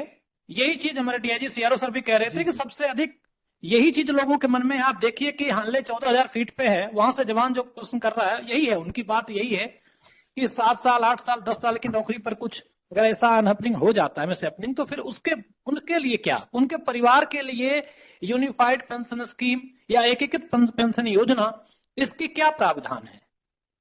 क्या उनको अभी एड्रेस नहीं किया गया है? देखिए, एनपीएस में तो आपको पता है कि इसमें कोई टाइमलाइन का ऐसा इशू नहीं है, बट अंडर यूपीएस स्कीम ऐसी है कि death after superannuation benefits are available, but death before superannuation में यूपीएस में वो बेनिफिट अवेलेबल नहीं है। सो एनपीएस में अवेलेबल है, यूपीएस में नहीं है एज ऑन डेट। जो scheme is like this.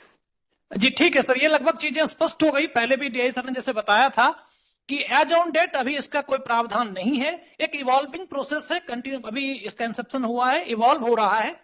System जैसे ही डेवलप होता है या ऐसी कोई चीज होती है तो निश्चित रूप से हम किसी और परिचर्चा में, किसी और माध्यम से हम आपको संसूचित करते रहेंगे। इसी बीच अगर दूसरा कोई प्रश्न है तो उस पर हम ले सकते हैं। बड़े स्क्रीन पर लाइए। क्या नहीं, हैंडले का हो गया सर, हैंडले का ही प्रश्न था यार। और जिनके प्रश्न हो उनको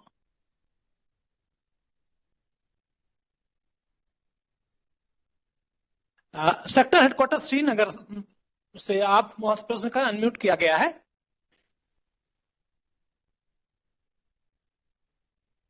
सेक्टर हेडक्वार्टर श्रीनगर।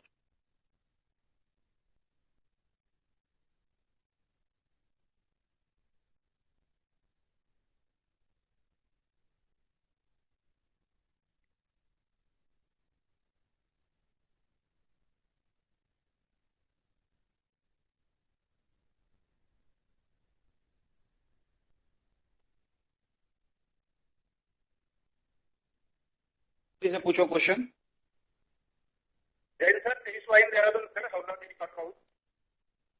जल्दी पूछो जल्दी। सर जैसे कि अभी हमें बताया गया कि हमें जो है 3 महीने के अंदर एनपीएस या यूपीएस इसमें से एक चुनना है, और इसी मामले से एक जुड़ा हुआ मामला है कि ओपीएस या एनपीएस का केस चला हुआ है। मान लो कोई अभी यूपीएस चुनता है और बाद में सुप्रीम कोर्ट में कि ओपीएस कर लो, ओपीएस कर लो, क्या ऐसे कंडीशन में जिसने यूपीएस चुना है उसे ओपीएस में जाने का क्या मौका मिलेगा? आप लोग जवाब दोगे, मैं दे दूं? ये देखो, ये मैटर इससे अलग है, चूंकि पहले भी हुआ है जो ये जैसे एनपीएस लागू हुआ था 2004 के बाद, लेकिन जिन लोगों का नोटिफिकेशन 2004 के पहले हो गया था उनको सरकार की आदेश से उनको ओल्ड पेंशन में लाया गया और उनका जो एनपीएस का पैसा था वो उनके जीपीएफ में कन्वर्ट हुआ। तो ये मुद्दा थोड़ा इससे अलग है। ठीक है, नेक्स्ट क्वेश्चन श्रीनगर। एसएचक्यू श्रीनगर, आपको अनम्यूट किया गया, प्रश्न कर सकते हैं। 10 मिनट तक और पूछने के लिए लगभग 10 मिनट तक हम और प्रश्न ले सकते हैं। एसएचक्यू श्रीनगर, आपका प्रश्न क्या है?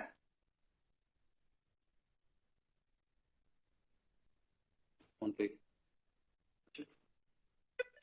एक सेकंड। हेलो, हाँ हेलो, 62 बटालियन। कहाँ से? 62 बटालियन। हाँ, जल्दी क्वेश्चन पूछो अपना। सर ये जो आईटी और कॉर्पस है, तो जो रेट ऑफ, जब लास्ट में बोला गया है कि आईसी अगर कम रह जाएगा तो बीसी के बराबर पैसा कम्यूट करना पड़ेगा इंडिविजुअल को। आईसी के रेट कौन निर्धारित करेगा बीसी का? कि मान लो आईसी इस रेट से बढ़ रहा था और बीसी है उसका तो कोई टाइम वो रेट ऑफ इंटरेस्ट निर्धारित नहीं किया किस रेट से बढ़ेगा। कोई लास्ट में अगर वो गवर्नमेंट बोल देगी कि बीसी आपका इतना है और आईसी कम है जमा करो, तो इंडिविजुअल कितना पैसा देने को मजबूर हो जाएगा? राइट, बहुत इंटरेस्टिंग क्वेश्चन आपने पूछा। एक्चुअली बीसी क्या है, जो एक आइडियल सिचुएशन है, हर महीने आपके स्टेटमेंट ऑफ ट्रांजैक्शन में आपको दिखता रहेगा बीसी की वैल्यू क्या है, उसको निर्धारित नहीं करेगा, मार्केट ड्रिवन है। मार्केट में पैसा डिफॉल्ट पैटर्न में इन्वेस्ट हो रहा है, उसकी जो वैल्यू है वो बीसी है, बेंचमार्क। एक्चुअल में आईसी आपके ऑफिस से डीले हुआ, टाइमली आया, आपने इन्वेस्टमेंट चॉइस लिया है, उसके हिसाब से जो ग्रोथ हो रही है आपके इन्वेस्टमेंट पे वो आईसी है। तो आपको मंथ ऑन मंथ बेसिस हर महीने आपको पता चलता रहेगा कि आईसी और बीसी क्या है। अगर आप चाहें, अगर आपको लगता है कि आपका आईसी कम हो रहा है तो आप रिकूप मतलब कभी भी एक्स्ट्रा पैसा जो आपको गैप है वो दे सकते हैं, और अगर वो बराबर है तो आप उसको कंटिन्यू, उसमें कोई करने की जरूरत नहीं है। तो इसका रेट कोई निर्धारित नहीं करेगा, ना गवर्नमेंट करेगी ना पीएफआरडी करेगा। वो जो एक्चुअल मार्केट में जो उसका ग्रोथ होता रहेगा वो आपको हमेशा दिखता रहेगा मंथ ऑन मंथ बेसिस पे।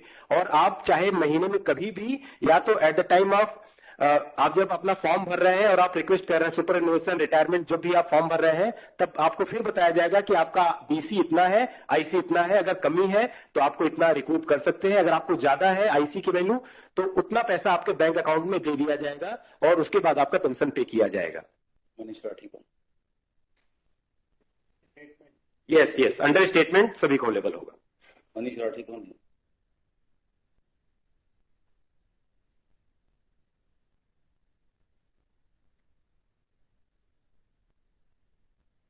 जोर से बोलो। 5 मिनट और क्वेश्चन अच्छा लग रहा है सारे भी। मनीष राठी, मनीष राठी आपको अनम्यूट किया गया है, आप प्रश्न करें। जैन सर, एक्सीटली मनीष राठी। सर मेरा क्वेश्चन ये है, जो भी हमें अभी बताया गया है इसमें सब में टर्म एंड कंडीशन है सर, सपोज दैट होल्ड कर रहा हूँ। क्लियर हो रहा है सर? हाँ, आपकी आवाज आ रही है जी सर। ये जो हमें अभी बताया गया है ये सभी चीजें जो है वो टर्म एंड कंडीशन पे है, और कहीं जो टर्म एंड कंडीशन है अभी क्लियर ही नहीं है सर। तो हम इसमें अभी यूपीएस में चले जाते हैं और इन्होंने बोला है कि यूपीएस में जाने के बाद आप वापस नहीं आ सकते हैं, तो जब तक टर्म एंड कंडीशन ये क्लियर नहीं है तो हम कैसे जा सकते हैं सर? मेरा ये क्वेश्चन है सर। सर उसमें कौन सा टर्म्स एंड कंडीशन नहीं क्लियर है वही तो हम लोग बता रहे हैं, आप हमसे वही करी पूछ लीजिए, जो क्लैरिटी नहीं है उसका क्लैरिफिकेशन हम दे देंगे सर। जैसे डेथ वाला है सर, और अपना सर्विस वाला है सर कि रिटायरमेंट 8 साल के बाद मतलब पूरा होने के टाइम बाउंडेशन होने के बाद ही मिलेगा, और उसमें कितना मिलेगा, और हमारे जो स्पाउस है उनको हमारा पैसा मिलेगा नहीं मिलेगा। कई क्वेश्चन इस तरह के आए हैं सर, और उनमें क्वेरीज हैं सर। होल्ड किया हुआ सर एज ऑन टुडे, आज के दिन में स्थिति यही है कि यूपीएस स्कीम ही यही है। हाँ, फोन पे जो क्वेश्चन पूछ रहे हैं पूछिए। 25 डालें। हाँ, थोड़ा जोर से बोलो भाई। क्वेश्चन ये था कि सर कभी भी अगर मैं क्वालिफाइंग सर्विस पूरी करने के बाद 25 साल के बाद अगर मैं चला जाता हूँ वॉलंटरी, और पेंशन लागू होने से पहले या पे आउट से पहले मेरी डेथ हो जाती है, तो क्या मेरी एनएफओ को भी के लिए वेट करना पड़ेगा बेनिफिट लेने के लिए? ठीक है सर, जो भी एलिजिबिलिटी है सब्सक्राइबर की, जो भी एलिजिबिलिटी है से उसको अगर पेंशन मिलना था सुपरएनुएशन के बाद तो सेम कंडीशन स्पाउस पे भी एप्लीकेबल होगा। ओनली थिंग इज उसको 100% जो पे आउट मिलना था उसका 60% हो जाएगा, अदर कंडीशन सेम रहेगा। ये किसने हाथ उठाया? नीचे वाला तो कंप्यूटर सेकंड बीच में जो है एसएचक्यू बेंगलोर, वहां का प्रश्न है। एसएच आपको अनम्यूट किया गया है, प्रश्न कर सकते हैं।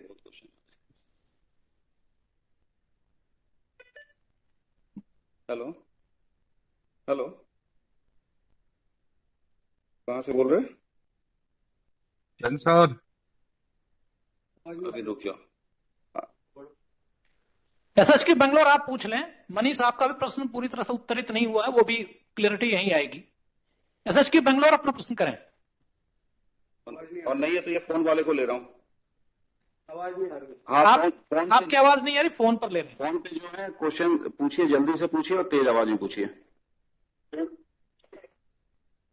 सर मैं एएसआई से पूछूं सर? बोलो बोलो, फटाफट पूछो।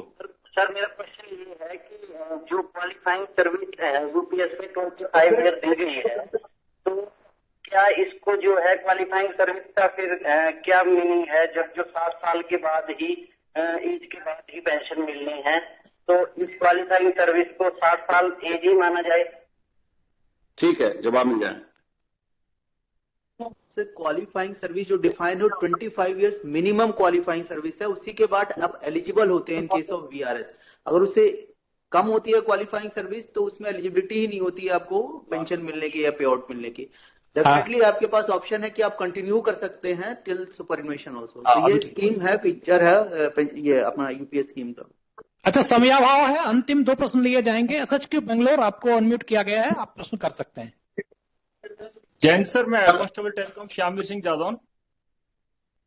सर मेरा क्वेश्चन ये है कि अभी जैसे मैं एनपीएस से यूपीएस में ऑप्ट नहीं करता हूँ और इनकेस फ्यूचर ओपीएस लागू होता है तो क्या मैं ओपीएस के लिए एलिजिबल रहूंगा? मैंने पहले भी कहा कि ये अलग मैटर है, इससे संबंधित नहीं है। वो जो भी कोर्ट का डिसीजन होगा, सरकार बात होगी, ये सरकार उस पर जो भी निर्णय लेगी वो माना जाएगा। ये उससे अलग है। ओल्ड पेंशन को इससे मत मिलाइए। अभी जितने भी प्रश्न लोग कर रहे हैं ना, 2 चीजें बार बार आ रही हैं। एक कि यदि बीच में सर्विस करते हैं, सर्विस छोड़ते हैं या किसी तरह से रिटायरमेंट लेते हैं, डिसेबिलिटी होती है, इसका प्रश्न जो है डीआईजी सीआरओ सर ने क्लियरली दे रखा है। अभी यूपीएस के अंदर सियोरिटी नहीं है, क्लैरिटी नहीं है। वो आपका जब सुपर एनुमेशन होंगे तब से मिलेगा, बीच में कोई पैसा नहीं मिलता है। दूसरा, जो अमाउंट के बारे में लोग बार बार पूछ रहे हैं, मैं देख रहा हूं कि सोशल मीडिया पर प्रश्न आ रहे हैं। दूसरा जो प्रश्न सबसे अधिक हो रहा है कि हमारा जो कंट्रीब्यूशन है 50 लाख रुपया, 60 लाख रुपया, 70 लाख रुपया, इसका क्या होगा? इसके बारे में भी कहा जाइए गया है अभी तक, जो मैं समझा हूं यहां बैठे एक्सपर्ट से। इसके बारे में भी यूपीएस के अंदर, एनपीएस में तो उस पैसे का है, लेकिन यूपीएस के अंदर इसके बारे में भी कुछ नहीं कहा गया अभी तक। नहीं सर, इसमें कहा क्लैरिटी है, पूरी क्लैरिटी है कि जो भी एम्प्लॉय और एम्प्लॉयर का पैसा है वो पूरा पैसा जो 10% अमाउंट है वो सारा पूल कॉर्पस में ट्रांसफर हो जाएगा। इसमें कोई मतलब एम्बिगिटी नहीं है, ये क्लैरिटी है कि पूरा ट्रांसफर हो जाएगा। एनपीएस में आप एन्युटी परचेज करते थे और इसमें भी डिफरेंट टाइप ऑफ एन्युटी होती थी, जिसमें वन ऑफ दी एन्युटी जो था वो रिटर्न ऑफ कैपिटल वाला था। उस केस में ही आपको पैसा वापस मिलता था। वहां भी अगर कोई और एन्युटी लेते थे, लाइफ एन्युटी लेते थे, तो उस केस में भी पैसा वापस होने का प्रोविजन नहीं होता था। तो इसमें जो पेंशन मिल रहा है ऑन बिहाफ की, आपका जो भी कॉर्पस होगा 10% वो पूल जो गवर्नमेंट का अकाउंट है उसमें ट्रांसफर हो जाएगा और उससे आपको पेंशन की जो सुविधा है या पेंशन का बेनिफिट है वो मिलता रहेगा, बट इसमें कोई पैसा वापस होने की कोई प्रोविजन नहीं है। हाँ, तो आखिरी क्वेश्चन पूछिए, last question. Sir, new recruit, ठीक है, बोलो। ये न्यू रिक्रूट है, ये प्रश्न करें। जैन साहब, मेरा सवाल ये है सर कि ये जो सर हमको एनपीएस में जाना चाहिए कि ये नया वाला में जाना चाहिए सर? कुछ आइडिया नहीं आ रहा सर, आप ही सजेशन दे दो सर। ये अब अपने ट्रेनिंग सेंटर में जो लोग हैं, किसी ट्रेनिंग सेंटर में होंगे ना तुम अभी?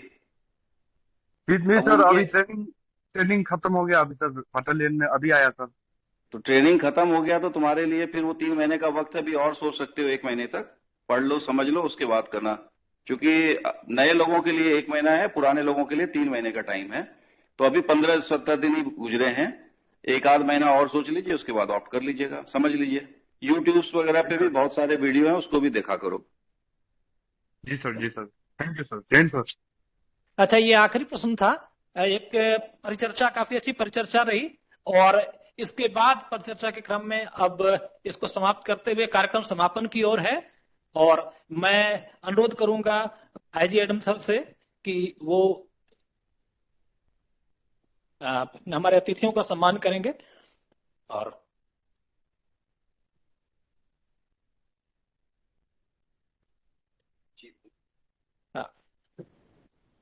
तो पीएफआरडीए के चीफ जो Shri Akhilesh Kumar sir executive director हैं, उनको मोमेंटो देकर के हमारे आईजी एडम श्री सुनील चंद ममगई